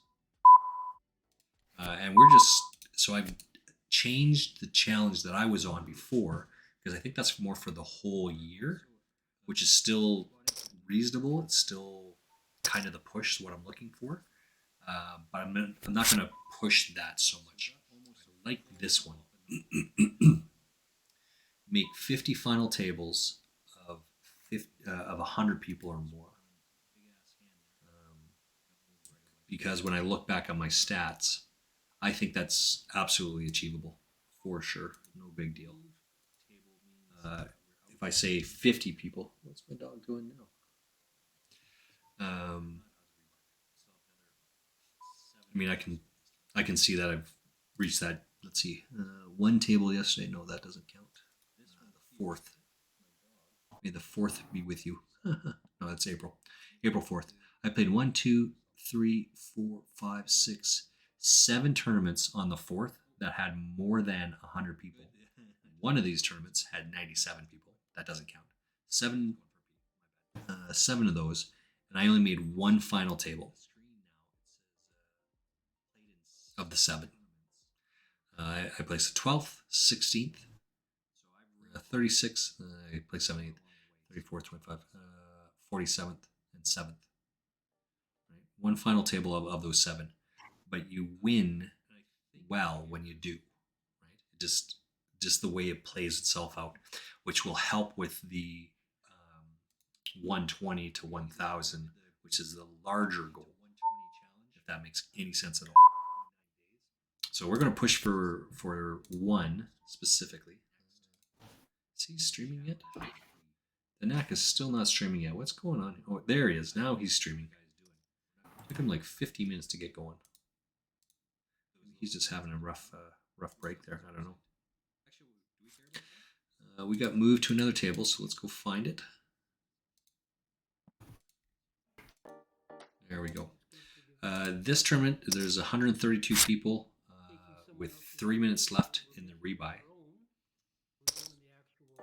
This tournament, there is only 66 people with 25 people left. We are currently in 16th place. 13 make the money. So this is not going to qualify for what we're looking for. Right? But this one might. We still have a little bit of time to figure it out here. I have 80,000 and it started at 50,000. So we're not going to chunk it in here anytime. We'll probably have to ride this out now. Because the 80,000 clearly is more than the 50,000. Do we surrender the chip stack or do we fight back with what we have? I'm pretty sure we're going to be all in on this one, depending on what happens here between Pat and Lemons. If Pickass goes all in, we would fold. But if Danning goes all in, we're going to call off. Like, we're going to jam it in here for sure. We get outdrawn, we get outdrawn, but our hand is too good there. Heads up. Uh-oh. Hello, Mrs. Frostmage. As I said, it's 10 after 6, so Mrs. Frostmage is just getting home. Alright, so Pick-As, this is a huge monster hand. Unless we had aces or kings, I would be folding this. This is a monster hand that this guy has. It's certainly better than our queen 10, but even with queens, I would be hesitant to call this. I'd still do it with queens, but don't get me wrong. I wouldn't like it. You know, just because we have a bunch of history with this guy. It is what it is. No big deal. Pick-As doubles up. Kafil thinks this guy's lying. So that's why he pulls off with... Oh. Mrs. Frostmage is just connecting with Finn.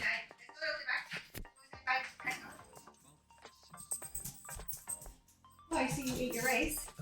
Yeah, I fed the dogs as well. It's, had a rough day at work, and I wanted to help you out as best I could. Like, really, I can't even get home. It wasn't a big deal. What? Oh, I thought you were looking at the text message, the group chat. No, I actually turned it off because I wanted to connect with you first, but now you say I have to look at the text message. Now I gotta look. I mean, look, I just saw. Damn, Jackie. Damn, Mrs. Frostmage. Nowhere I can get a deal on a bedpan. The picture is the doctor whacking the head with the bedpan. Nice. It's our friends. Ace Jack is got to be another one of those good hands. Who cares? What do you want to do here? Raise, fold, Mac, jamming in? I have no idea. I'm working on little circle stuff. Oh, okay. Well, we'll jam it in there. Let's see what happens here. Either we are ahead or we're not. Which means we're ahead now because Pick-As did not call. We're ahead.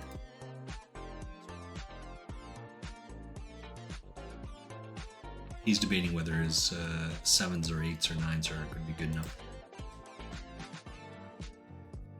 Fetch. No, not usually. He plays keep away. He does do that, yes. That is correct. That's not fun. All right, we're going to take a 1-minute ad break. We'll be right back.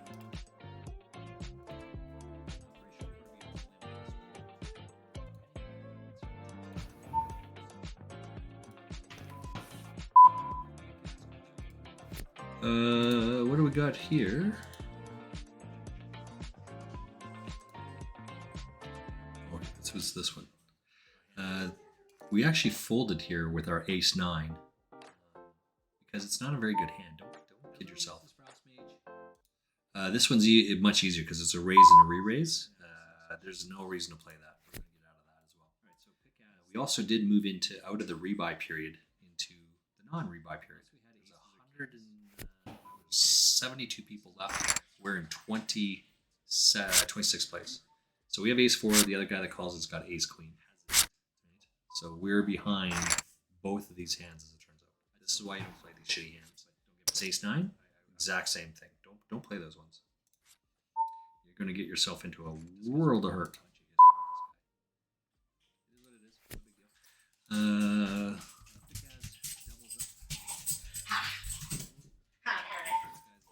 Okay, so we got Libor doing the same thing. We got Ski Boy jamming as well. This is just get out of the way.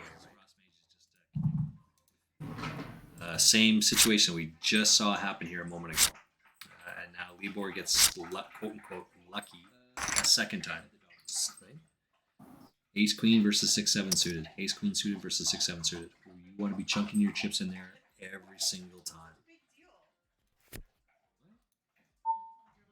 Now, Ski Boy doesn't know that, but what is Libor going to do? Put your chips in bad and hope, quote unquote, finger arrows. What's it called? Air quotes? Yeah, air quote. Hope is the strategy. Mrs. Frostmane's like, One hand and shit in the other. hope in one hand, shit in the other. What's filling up first? What's filling up first? Yeah. Okay, I'm starting. Yeah, let it rip. There's a bowl right there. It turns out that our house center hosts do not have a ladle. So I put the measuring scoop over there, the measuring cup, there as a way to get it out. Libor, right? That's 3 all-ins that this guy had. We're still not going to put all of our chips on ace 9. We'll just get out of the way,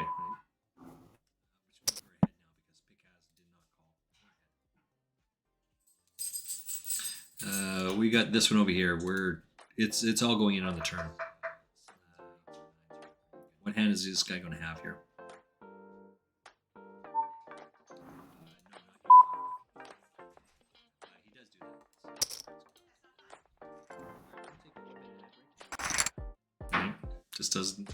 That doesn't make any sense at all.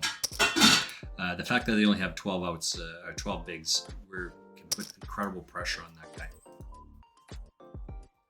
Did it work? Yeah. They have some bread in the fridge. I didn't take any bread out or anything, but did you get beverages? Yeah. I'll go get them. And I'll load the fridge. You're gonna go downstairs? Yeah, you are. She's gonna go put her pajamas on. She's been home for 4 minutes. She wants to get her jammies on as quick as possible. And frankly, I don't blame her.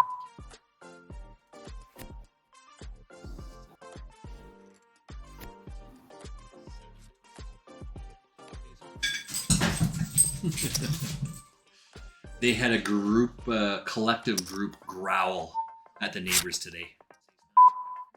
I think the neighbor's trying to sell their trailer. Finn is out there, grr, grr. And of course, our little dog has to go running over to see what's going on. Well, yeah. Too funny. Okay, so let's again look at it. What we're looking at here, we got 5-6 or 5-8, 21 people left in this tournament. 13 make the money. We can't defend this, right? It's just cheese. This is another gun call. This should be a fairly large hand. Let's get out of the way. This one, there's 56 people left, and 27 make the money. Right, so we're about halfway through that crowd. We're about 29, so we got a little bit of work to do, but there's a lot of people behind us. We should be able to do well here. Just keep folding. We're not trying to fold our way to the money. That's not my play style. That's not what I do. Let's see. This guy's looking at a computer. Nice.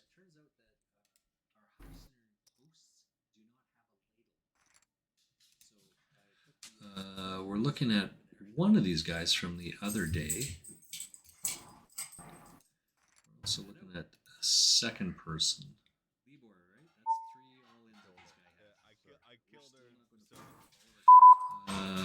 We'll just get out of the way. The Knack is streaming live. So he has a picture. I'm assuming it's a picture of his dog. It's a picture of a Pitty, which looks exactly like the dog that we're house sitting for. But because I've commented to him several times, he's actually made the picture larger and larger and larger because you can see the cards. Like he plays on ACR, America's Card Room. When it deals out the cards to him specifically, you can see his cards. There's a whole lot of running going on here. And I called his cards out. several times. It's like, you can see my cards? How is that possible? There's a lot of run in there, Peg.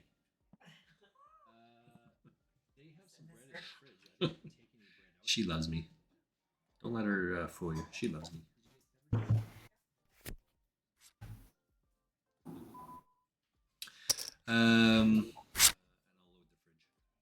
Okay, so what do we got going on here? All the dogs are outside. Who cares? Just hanging out in the background there. I assume Not you're really hanging. just hanging out, but You're not just hanging out. You're quote unquote working in the background, right? I am doing stuff. Yeah. Yeah, I believed you. There was no doubt in my mind. Just hadn't heard anything. No witty comments throwing me under the bus. Yeah, I did enough. Yeah. Who cares now? We've been friends for a lot of years at this point, so you can get away with shit like that. Let's try this. Got an open-ended, which I would have hit. I would have beat out pocket aces. But, I mean, how do you throw your money in on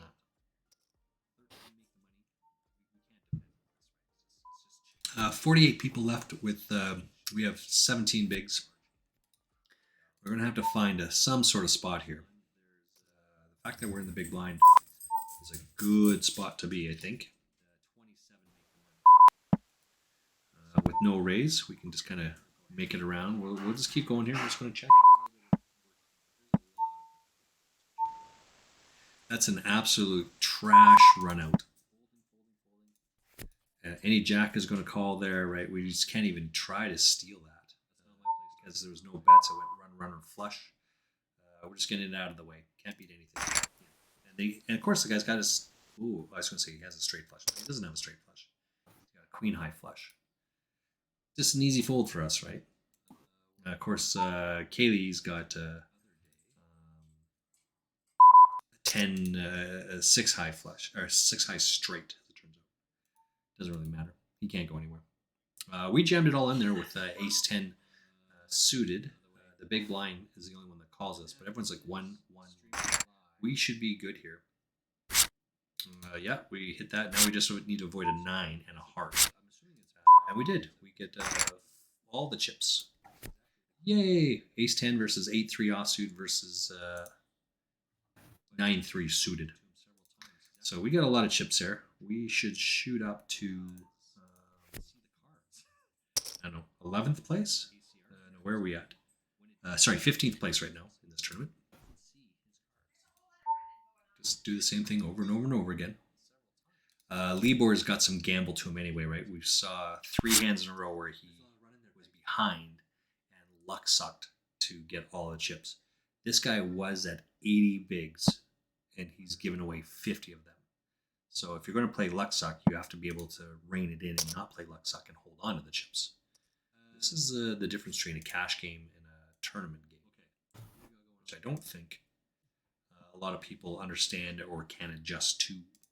Chip preservation is absolute paramount. This hand is just going to play itself, I think. We have 11.3 bigs. We are in the big blind and we have ace queen suited. Sorry, ace queen offsuit. We'll see what happens here, but I'm not going to lie. We might just fold. If Pat or Limons makes a fairly big raise, and more importantly, if Pickass goes all in, we would fold this. Like I said before, there's almost no chance we're good here. Now it's just Dan. We're going to go all in on this for sure. We'll just put them all in. He's got ace jack and we have ace queen, so he's got 3 outs. Right? We're just trying to avoid, and we get rid of Dan because he can't fold his ace jack. This is what I'm talking about. When you play ace 10, who cares? And I routinely throw that away because of that. We rarely lose the kicker battle. So our good friend the Knack likes to play queen 6 and play a lot of hands, but if you're out of position and if someone raises behind you, you're in trouble from start to finish. This is also not a very good hand either for the same reason. 19 people left, 16 make the money. What happens if we jam here? What happens if we call? We are going to raise with this. because we should, but we're not going to jam all in there.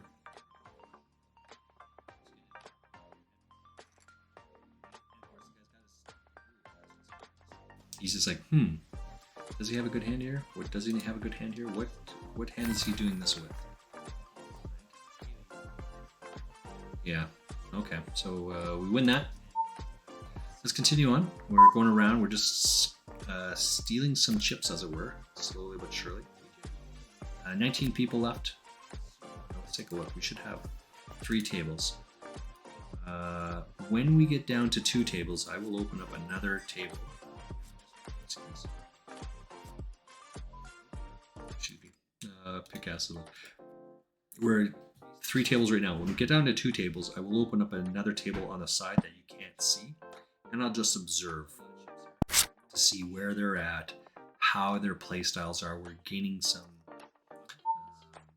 tertiary information about our opponents when we get to the final table. I've got a lot of history with Picasso. I know what he's about to do when he gets there. Who else is in this one? Donkey Fish is another guy. IG Jazz. We've got a lot of history with that guy as well. Javiano Lopez. 4444. I mean, I recognize all these guys. I've played a ton with these guys, so I don't have to make any sort of note. But some of these other guys that I don't know, you should be observing. Who cares? You paying attention? Sort of. So here's the thing. Everything you do at the poker table gives away information. You've heard that before, right? I think I've heard that said before. Once or twice.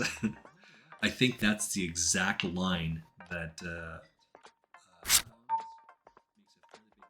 Daniel Negreanu gives in his masterclass seminar. I think that's what it is. Yeah. Here's the thing. It's because it's a commercial, you can't get rid of that first part. You have to listen to that first 10 seconds. And he's sitting there with his hands crossed. Here's the thing. Everything you do at the poker table, it gives away information. You can't be watching the TV and eating a sandwich going all willy-nilly. And he does that with his hands, right? All willy-nilly. And that's where I usually cut it off because I don't want to watch it.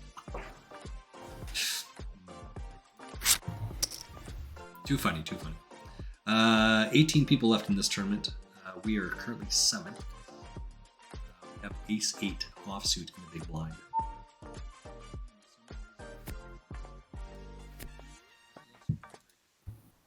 In this tournament, there's currently 38 people left, and 27 make the money. We're in 17th place. So we're doing well. Got good progress on this. Just kind of keep going around, fold, play, raise, whatever the case may be. And as is according, right? So 4 games up for grabs, he says. Got over here. We have Ace-4 offsuit on the gun. We'll fold. All right, so here's another one where Picasso makes his raise with 5 bigs. I mean, we're not defending with this, but I mean, that's a big hand. Anything less than queens here, I'd be worried. Ace-Deuce versus Ace-Queen. So now that should be the end of Picasso right there. Yeah, okay. Let's take one more ad break. I'll be right back.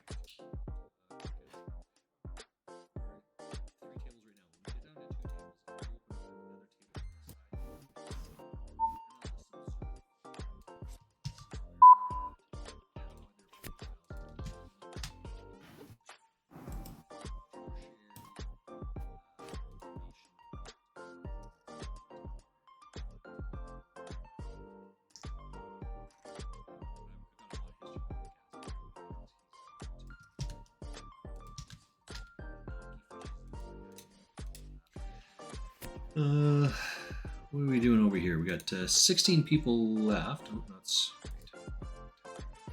this one. We got 16 people left in this tournament. 15 people left. Let's see. Yeah, 15 people left in this tournament. 13 make the money. No, still not at the final 2 tables yet.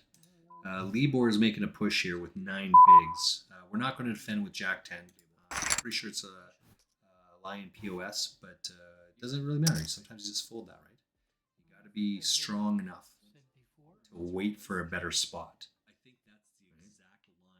Maybe the guy has Jack 9 and he just bluffed us out, but we should not want to be putting our chips at risk with Jack 10, even though it's suited. That's what it was, right? It was Jack 10 diamonds? A diamond and a heart. Either way, we're not going to put it in there. It's the same thing. He's going to try and steal a bunch of blinds here, and Giovanni and I are just going to patiently wait till we have a good hand. We're going to call with the expectation he's going to jam, and we'll just get all of his chips. Now he has to get lucky. This is what we're talking about all the time. It's better to have the better hand and force them to the test. Because people will just give away their chips. People will just get away. They'll jump in front of the bus. You don't have to do anything. Excuse me. This is an easy fold here. Again, 35 people, 27 make the money. So we are rounding the corner here. We really want to make the final table of this tournament. So we're still got to play some protective poker with our 27 bigs. Because this tournament would count towards the one that we're going to do.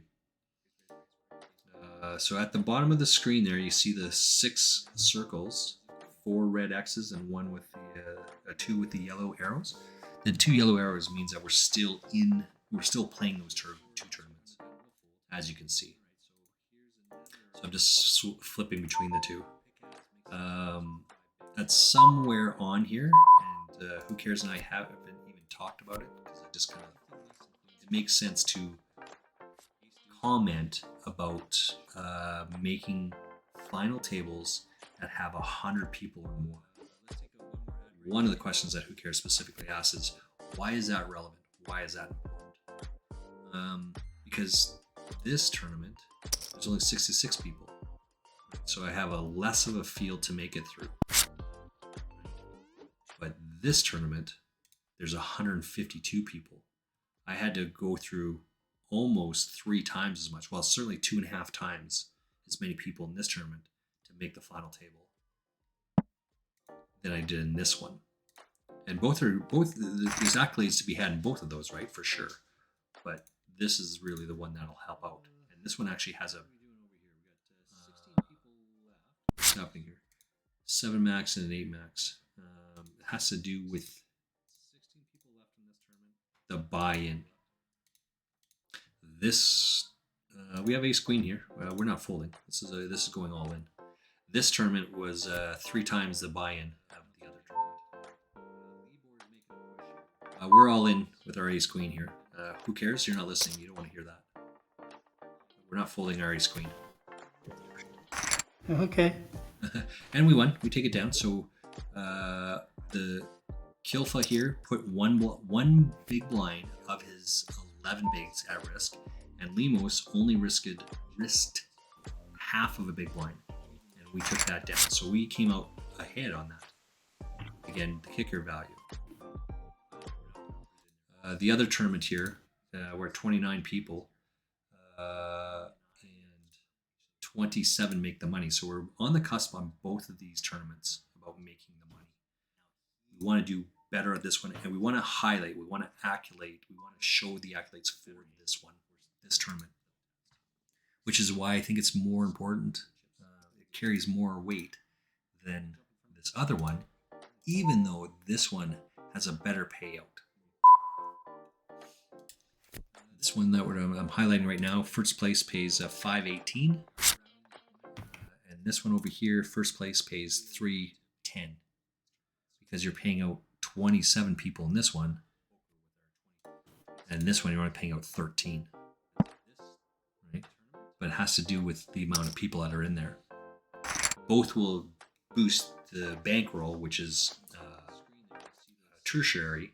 Right? It's behind there. It'll help with the big the goals behind the scenes, but not right here. Pocket sixes, we're just going to fold, open fold this. Because what we just talked about, we're not going to risk. What are you going to do?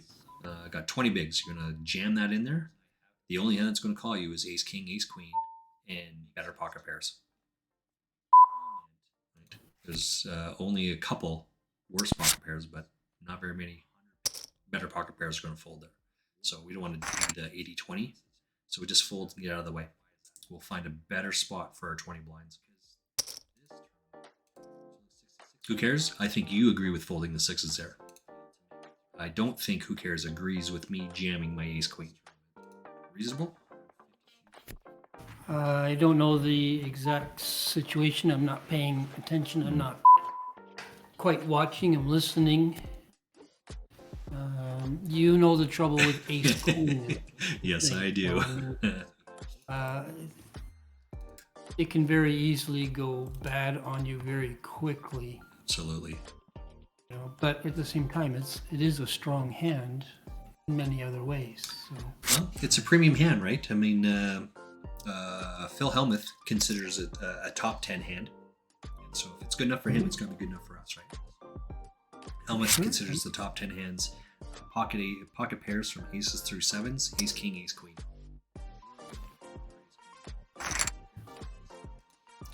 That hand we just talked about with the pocket sixes, is that right? This one. Kaylee wins here with pocket fours. Our pocket sixes would have hit a set on the turn, but we would have had to risk all of our chips to make that happen. Queen 8-3. We can't call. We would have had to jam pre-flop and quote unquote hope that it gets through.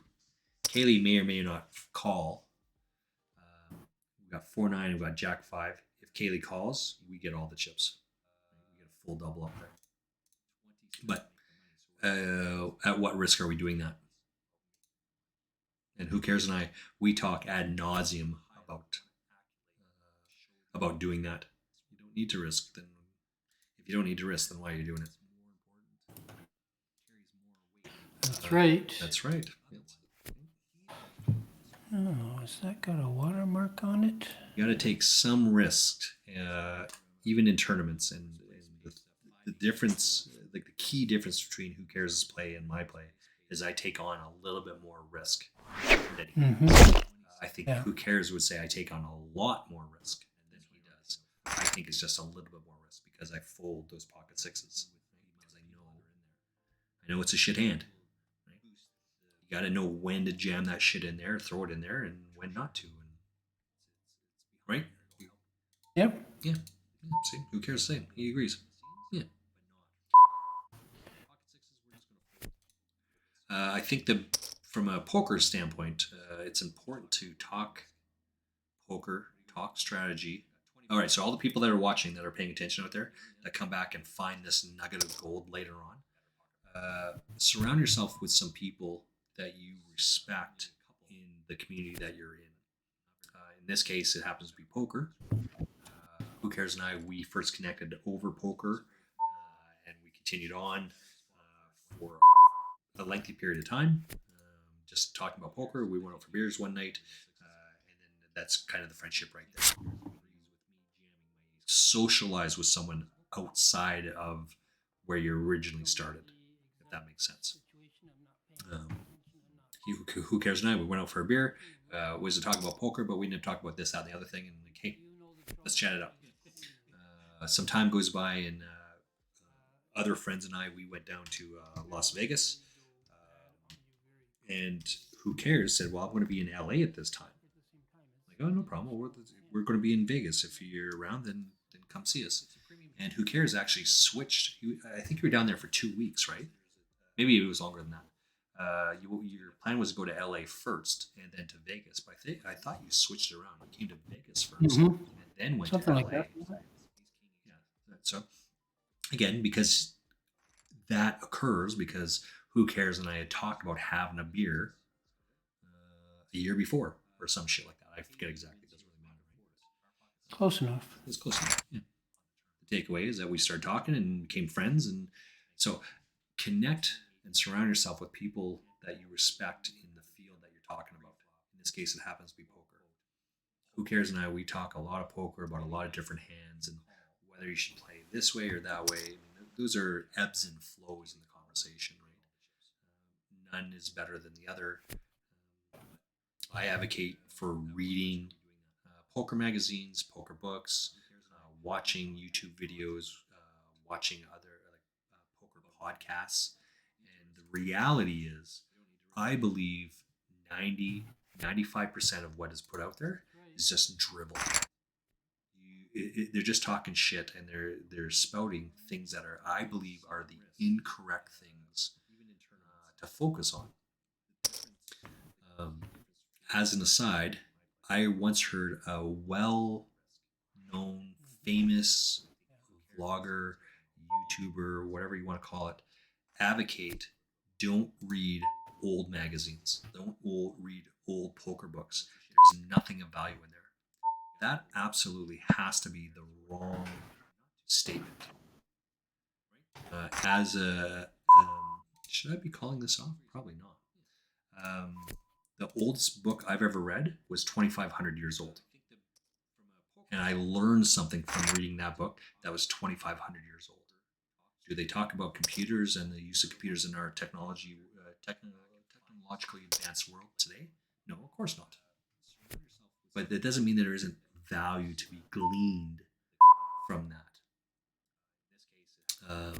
And I think that's correct of this other vlogger that said that. Don't read those old books. There's nothing to be gleaned.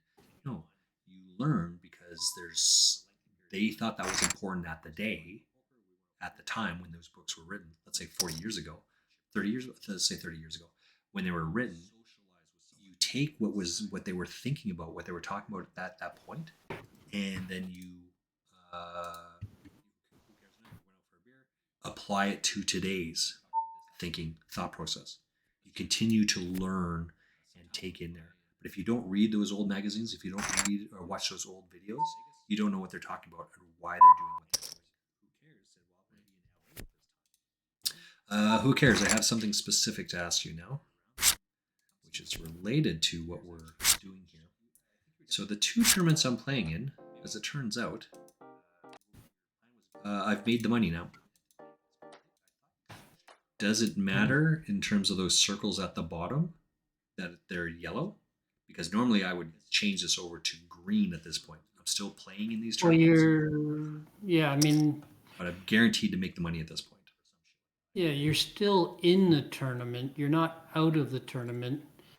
But there's a subtle shift there, right? I mean, even though it says it's a yellow arrow, a yellow finger pointing this way, that meaning that I'm still playing in the tournament, but because of the green felt, right, 100%, I'm already in the money. Right. You can see up there at the top there. So I don't know if we have to add another symbol on that. That's the sort of thing we'll discuss. Okay. I mean, you could change it to just a green check mark that you're in the money. You're not. Maybe that's just the way to go about it. But here we go. Do you know what sound that is? Sound of the weekend. Oh, this is a big fold, by the way. Oh, yay! Because of Giovanni. All right, anyway. So I guess the question becomes, do you think it's a better value to keep the yellow to show that I'm still in these tournaments and keep the yellow? We're going to be all in here with our pocket jacks, by the way. We have 15 bigs. We're not folding here. Let's raise it up to 5.2 bigs. If we get called, we get called. If we don't, we don't. But we're never folding here, no matter what happens. Huawei 88 is thinking about it. Yeah. All right, so back to the conversation at hand. The green is to indicate that we've made the money. What is the payout on this King 10 hand? There's 12 people left. If we went out right now, we'd make the first pay grade. But we're in 9th place, so we have a ways to go here. When we come over to this other one, there's 21 people, so we made it into the second pay grade, and we're 17th place. So we have to do some work here with our 10 bigs, but that doesn't change that bottom 6 tournaments that we've played. We're going to money in both of these 2 tournaments.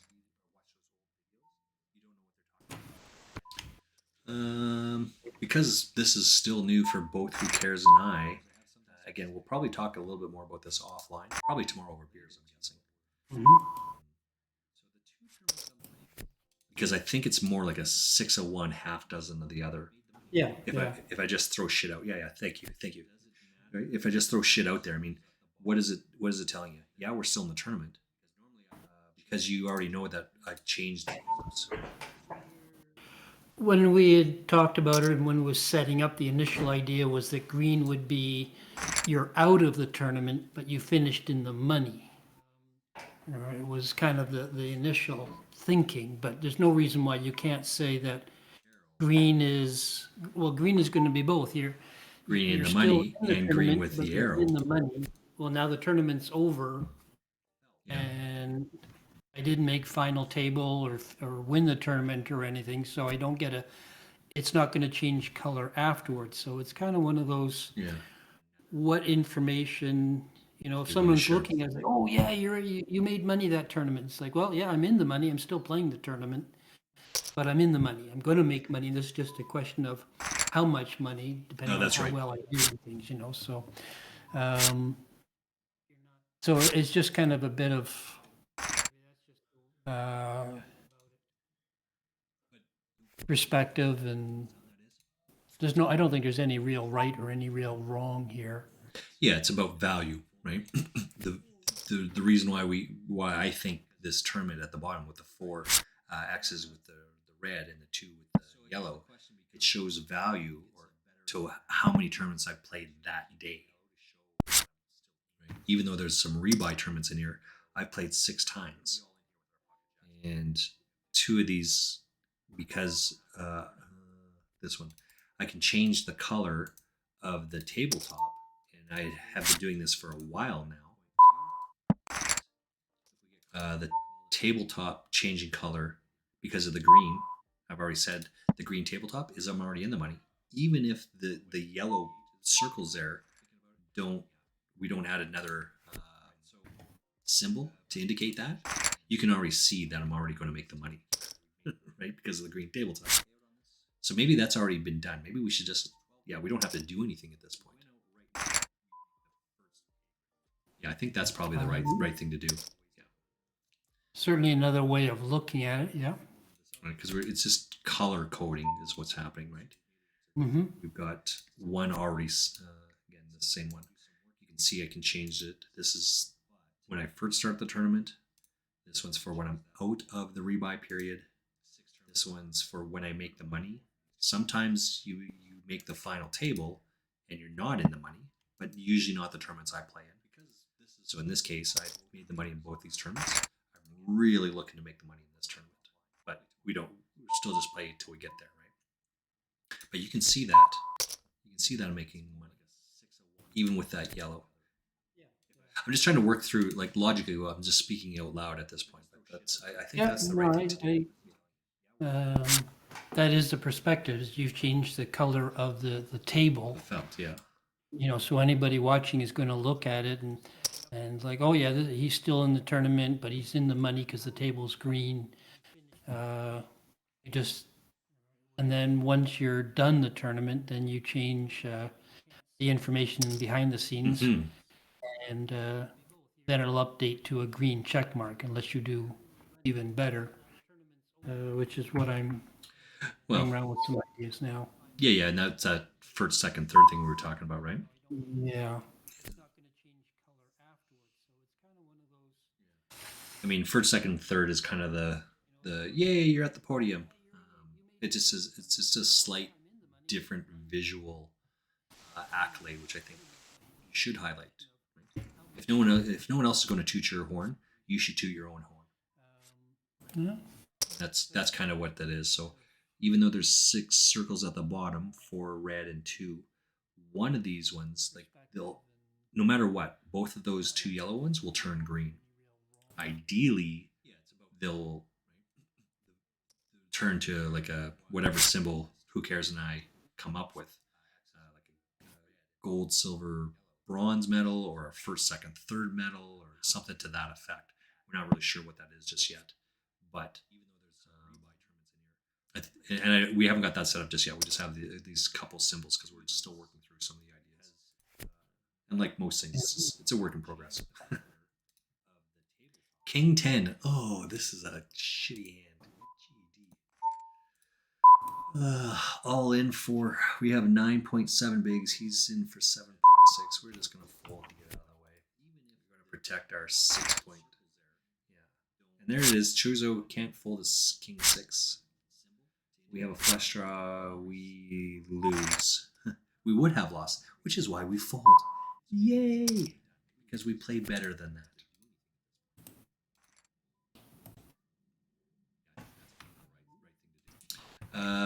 I do have as an aside from what we're talking about here, who cares and I talking about, I do have I was chatting with a guy last night specifically that is involved with WPT. Yeah. Oh, we're going to be all in here. Where's my thingy? We have ace 10 offsuit, but we're not folding for that. We go broke, we go broke. That hand is too good not to jam at that point. Chazo calls fairly quickly. He doesn't raise, so he doesn't have a pocket. Yeah, right. He doesn't have a pocket pair. And he hits, so we need to hit as well. We need a jack here. We're 3-outer. Oh, we hit the ace. So that'll work. So we get an absolute full double up because he can't fold his king jack. This is why you can't. You should fold the king jack. You should fold the king queen. Ace king is never folding. Ace queen is never folding. So when you have king queen, you in the end you hit either one of those two cards. You have no idea if you're ahead. Right? Who cares?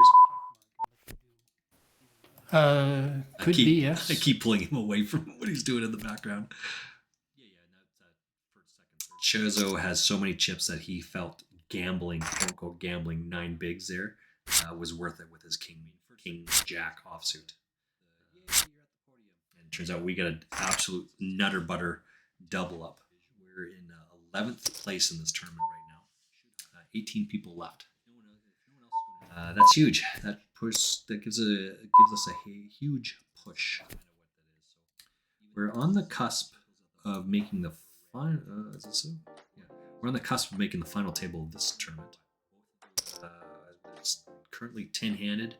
It's 7 max, so it'll probably be final table at 8 people. So we've got 2 more to go.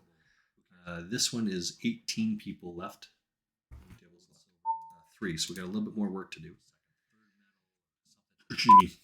We're looking down. Valerie's not on our table yet, so we're not tracking it. We haven't got that set up just yet.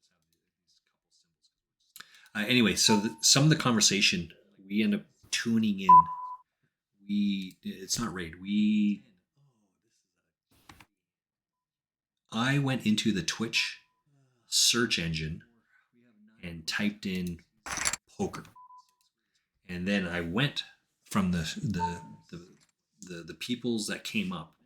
I then went searching for streamers that had just a couple viewers, not a lot, because I'm a huge fan of supporting the smaller viewers.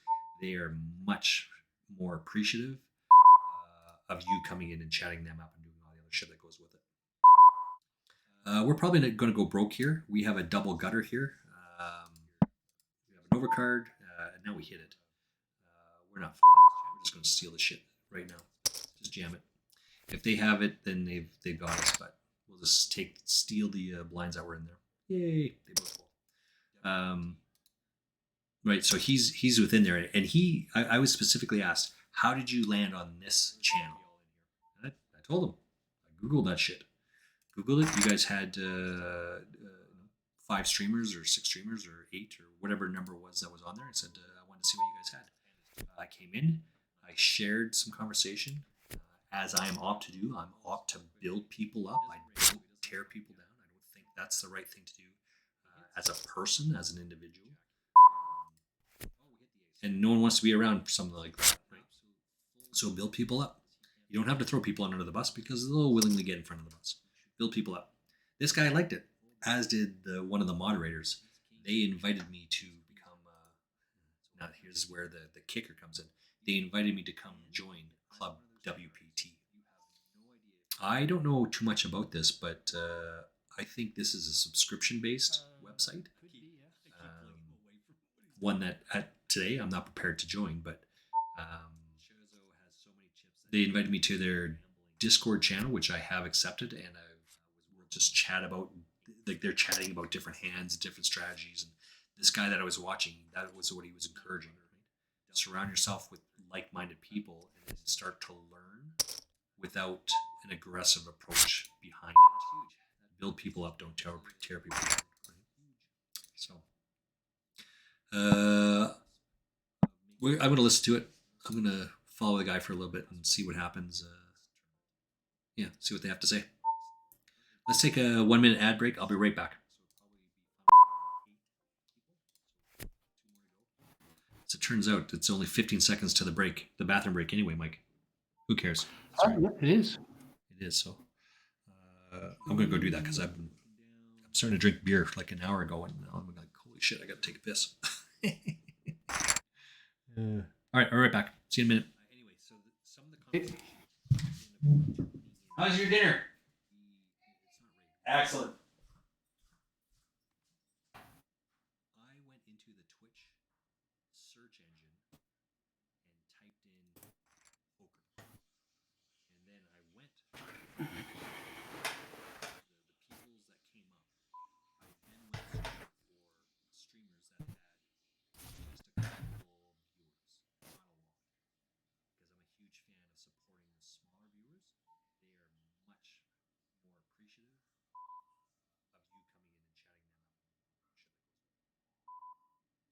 We're probably not going to go broke here. We have a double gutter here. Overcard.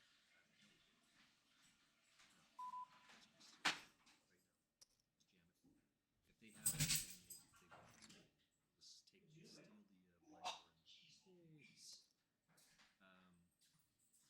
Right, so he's within there. How did you land on this channel? Oh, Google that shit. Google it. You guys had. All right, let's go. Let's go this way. Not that way. This way. There's no food up there. Shared conversation, as I am opt to do. I build people up. I don't tear people down. As a person, as an individual, and no one wants to be around something like this. So build people up. You don't have to throw people under the bus because they'll willingly get in front of us. Build people up. As did one of the moderators. They invited me to come. Now here's where the kicker comes in. They invited me to come join Club WPT. I don't know too much about this, but I think this is a subscription-based website. One that today I'm not prepared to join, but they invited me to their Discord channel, which I have accepted, and just chat about, like, they're chatting about different hands, different strategies. This guy that I was watching, surround yourself. You can get in here all by yourself.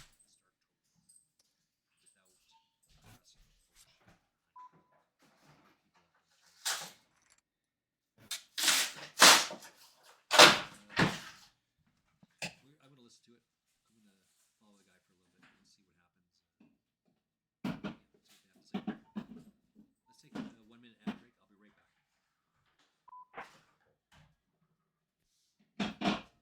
As it turns out, it's only 15 seconds to the break, the bathroom break anyway, Mike.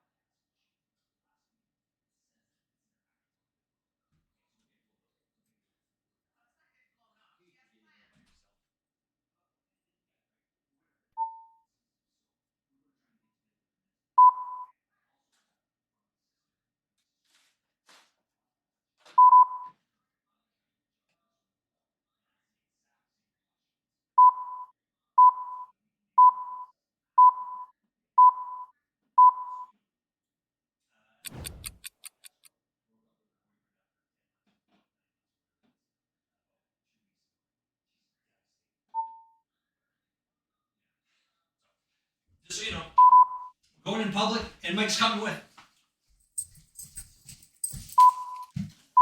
All right, we're back at it. Sorry about that. Stepped away.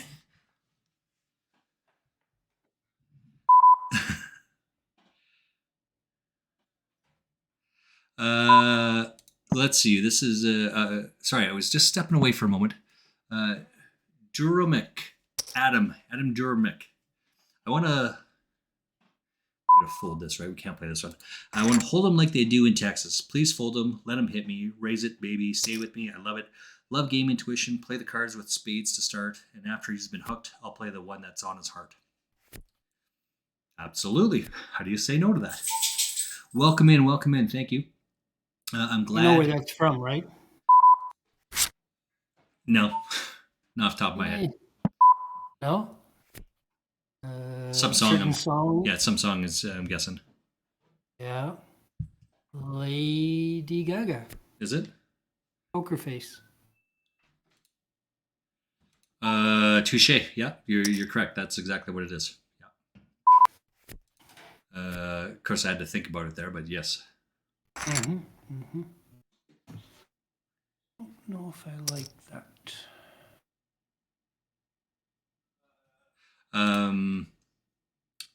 Adam, I'm glad that you like what you see and you followed.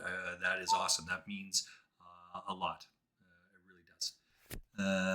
As a streamer, your follow really means a lot. Feel free to hit that follow button. And that's what a message I put down below for exactly that reason.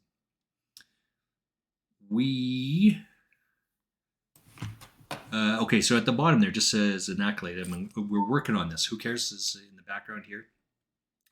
This is my business partner in so many different adventures that we have together. King Queen versus King Jack, and I have King Deuce. That's a good fold.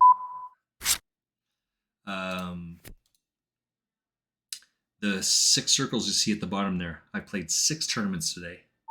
Of those 6 tournaments, multiple ones are of rebuys, right? And I'm currently in 2 tournaments right now. You can see the 2 tournaments right there. That's why they're 2 yellow. They are a green felt to indicate that I've actually made the money in both of these. You can see up here in this tournament here, you can see that I've made the money. And this one here, I've made the money. So it's just a matter of where we finish. Trying to finish up this one here. Well, I want to finish final table both of them. Let's not kid ourselves. Oops. This is interesting because I actually have 2 tables left on both of these tournaments. All right, we're trying to make the final table with 9 out of 10 on this one, and we are 10 out of 13 on this one.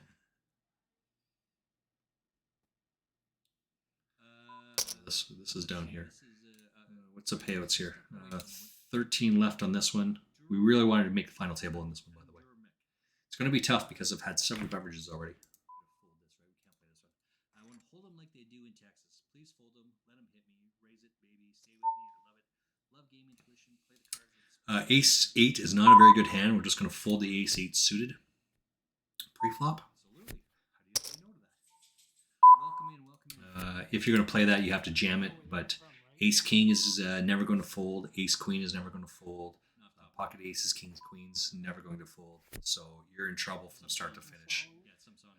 Just better to get out of the way on this.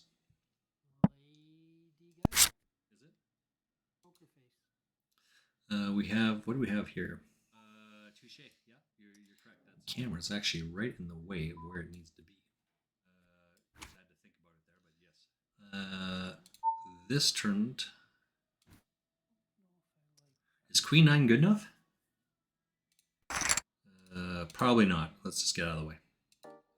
Adam, I'm glad that you. Ace Deuce probably is good enough to jam it in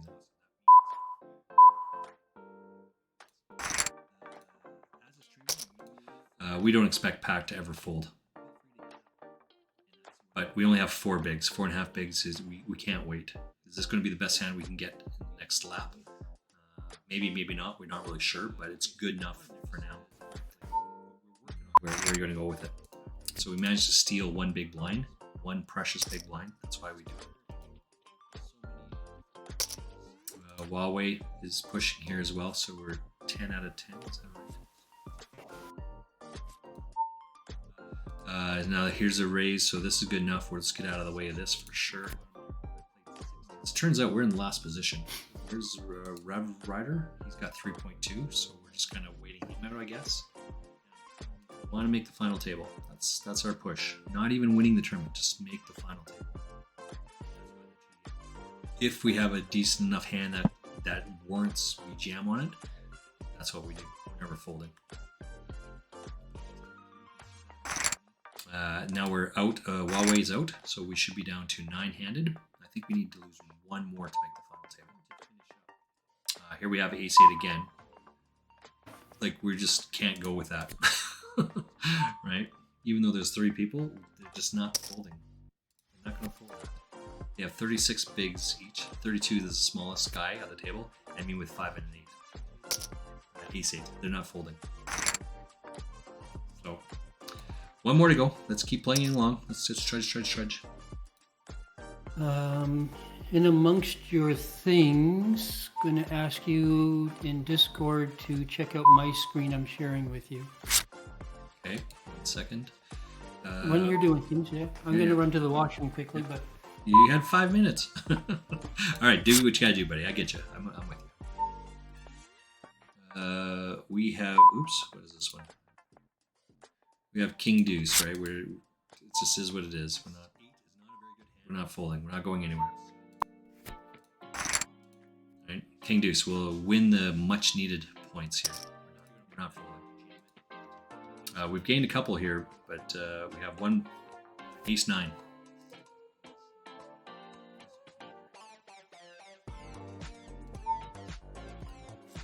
It's good enough to chunk it in there.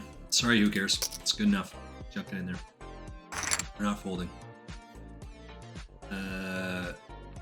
Adam, how did you find my channel? You like someone, you know someone, someone's following you, you saw what you saw, liked it? What's up? How did you get here? Love to hear about it.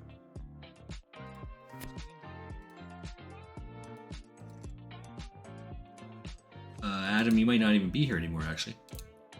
Anyway, well, if you're here, that's awesome. Share with us how you came to find my channel. That'd be great.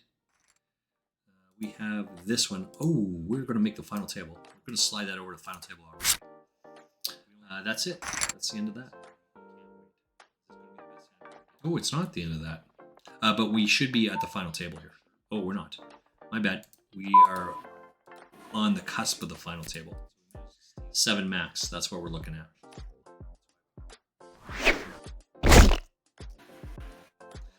We have pocket jacks over here. We're not folding that.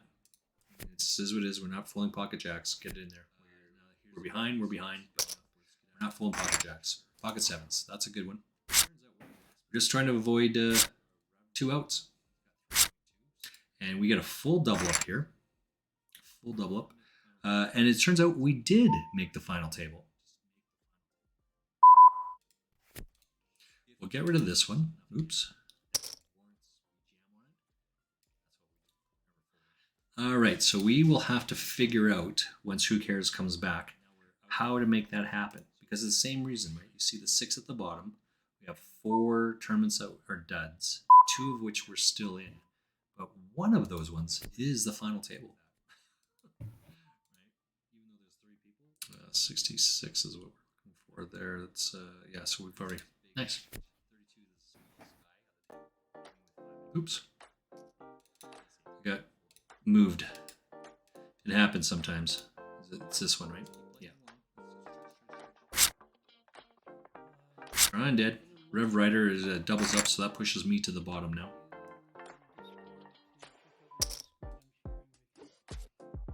Oh, it doesn't. It's close to it, but so 3 of us are only have like 8, 6, and 5 bigs. It just plays itself, right?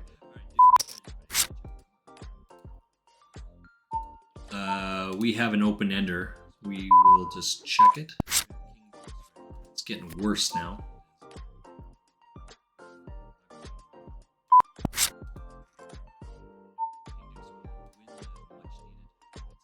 Let's see. We're going to try and steal this one, but it's not too much of a steal because we have a flush. It's pretty easy to play that one. What's over here?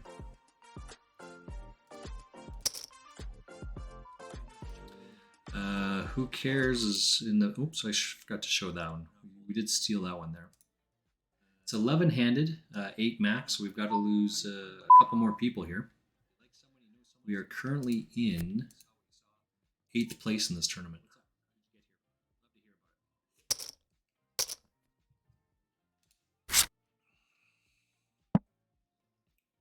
Adam, you might not even be here anymore, actually. Anyway, well, if you're here, that's awesome. Share with us how you came to find my channel. That'd be great. All right, let's take another ad break. We'll be back in just 1 minute. Oh, we're going to make the final table. We're going to slide that over to the final table. That's it. You there? Or? No, I'm here. Yeah, what's up? So take a peek at my screen. Oh, right. Discord. I did not do that. Yes, look at all those things that you have up there. All right. So if you start from left to right, you see greens and reds and greens, and then you hit a gold coin. Yeah, I like the gold. Yes. Yeah, that's what I'm talking about. Yeah, just like that is good enough. I think that's fantastic. This is going to be my question. If you go along, you see a purple indicating final table. A little further, you've got a third. It's a bronze. A little further along, you have a second for a silver. Now, this is my question for you. Just a little over is a gold trophy. Sorry, I'm at tournament's still going on. I'm at the final table, so I'm right on the cusp of the one that meets. So, excuse me, I got to re-pop that out. So wait, this isn't going anywhere. Watch the stream. How come it's not showing me your screen? Watch this stream. You've popped out the player in another window.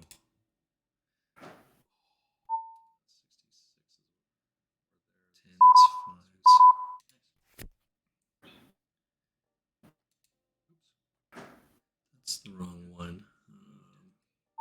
It happens sometimes.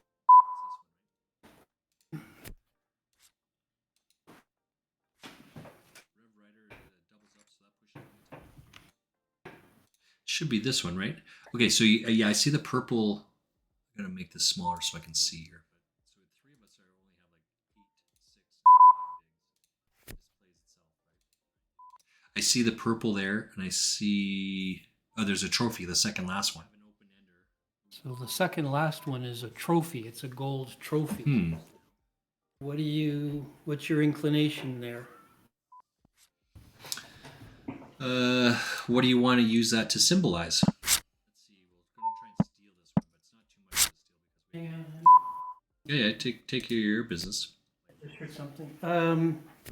Well, it's a gold trophy, so it would symbolize first place, which would be the same as your gold coin that says 1. So there would actually, if you went the trophy way, there would be a silver trophy and a bronze trophy. And we'd be using that. It's the question of either the coins or the trophy is what I'm really driving at. I was kind of playing with it. I thought, well, the trophy is different, but I don't find it stands out very well. So I'm actually in agreement with you. I think that the 1, 2, and 3. Did I screw that up? I think I did. Where's my mouse? I play the tournament. I know I'm here. Yeah. What's up? I think that the 1, 2, and 3 that are within the coins, because you can read that it's 1, 2, or 3. Even though that helps it as well, yeah. Yeah, I think that's the deciding factor. Okay. Right? Because you can't necessarily see that it's gold. And will there be enough differentiation between a gold and a silver when they're up against the two colors? Well, I think the coins are distinctive enough looking at them. Yeah. I need to find, and I am Googling different trophies to distinguish that. And I think I'm looking at one right now and they look pretty different. But I just don't know. I don't like it just doesn't stand out as well as I was hoping for. Because all the coins obviously overlap with each other. Right. But the trophy, by the nature of a trophy, is a bottleneck. You know, it doesn't quite. I don't know. But you can see that. Is this the right one?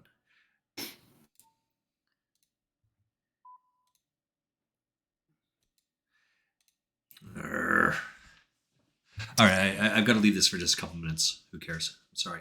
Yeah, play the tournament. Focus. You're short-handed and you got lots of happening. You were running an ad break, so I thought you were done with something for a minute. Yeah. I mean, I still run it in the background when it comes up, Yeah. but it just plays itself. Right? You've got final table on one, and I really want to. I'm on the cusp of the final table of this other one. It's the other one. 100 people or more, right? That's kind of the focus.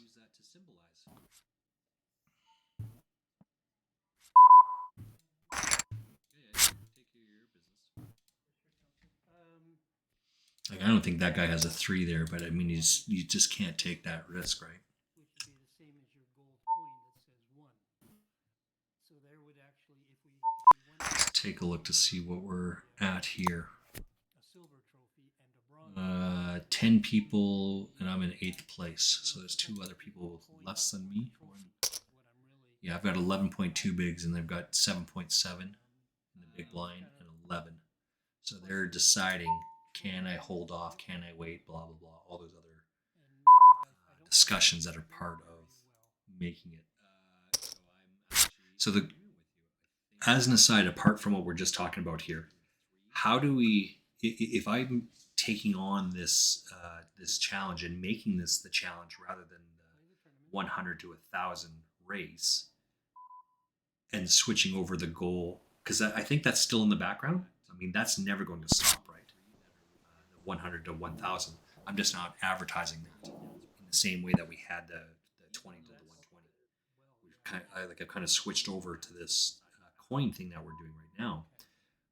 But in the way that Poker Pastor has day 1 of 50, and he's made 1 tournament.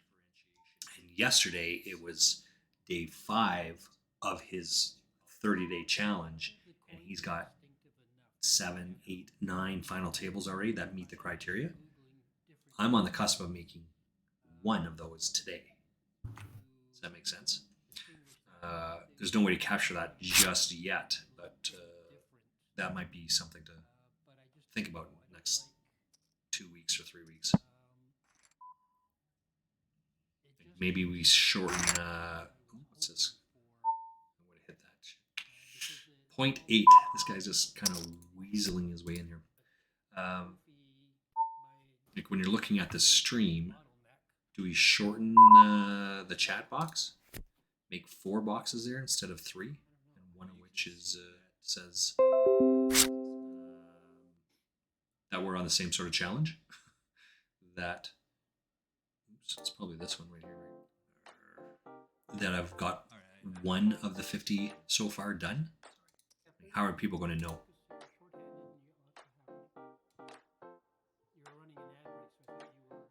That's the question, I think, is because there's so many moving parts going on with this. Oops, the guy should be done there. Yeah, that should be the end of limit.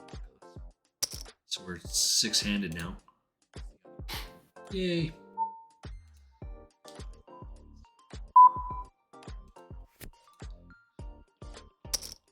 Right, because if you're entering that 50 final tables of 100 people tournaments or larger, you have to track that somewhere. Right now we're just tracking the tournaments, and I like that, and I think that's good to show how many tournaments I've played for the day. It's a visual representation of what I'm tracking in the background. I've taken on 1 more. Oops. Someone wants to make a deal here. That deuce. 2, 4, 6 people. You know who doesn't want to make a deal? This guy. This guy. Even at 3 bigs, why would I make a deal here? now I'm in 5th place. Someone still wants to make a deal. Well, let's click on there. Let's try to make a deal as well. 2 people want to make a deal. I assure you, no one is going to agree to that. Pocket The tens. deal that we're- he wants to make. Yeah. What's that? The deal that someone wants to make. Well, you have to get all 5 people to talk about the deal, but no one is going to agree to that. Mm-hmm. Pocket tens. Do I go all in with my 8 bigs?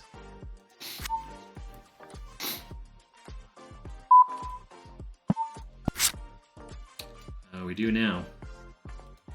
If we're out, we're out. Fuck it. I'm not folding.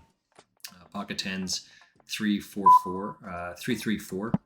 Do they have a 3? Do they have a flush draw? Do they? Like, they don't have an overpair, right? So my pair's got to be good here. I'm only avoiding a 3.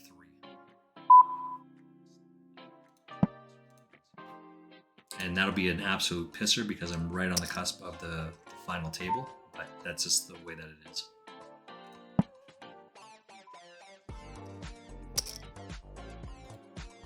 There's a 5-3 and there's a 7, right? So I lose to 2 of those. So that doesn't work out. I'm out.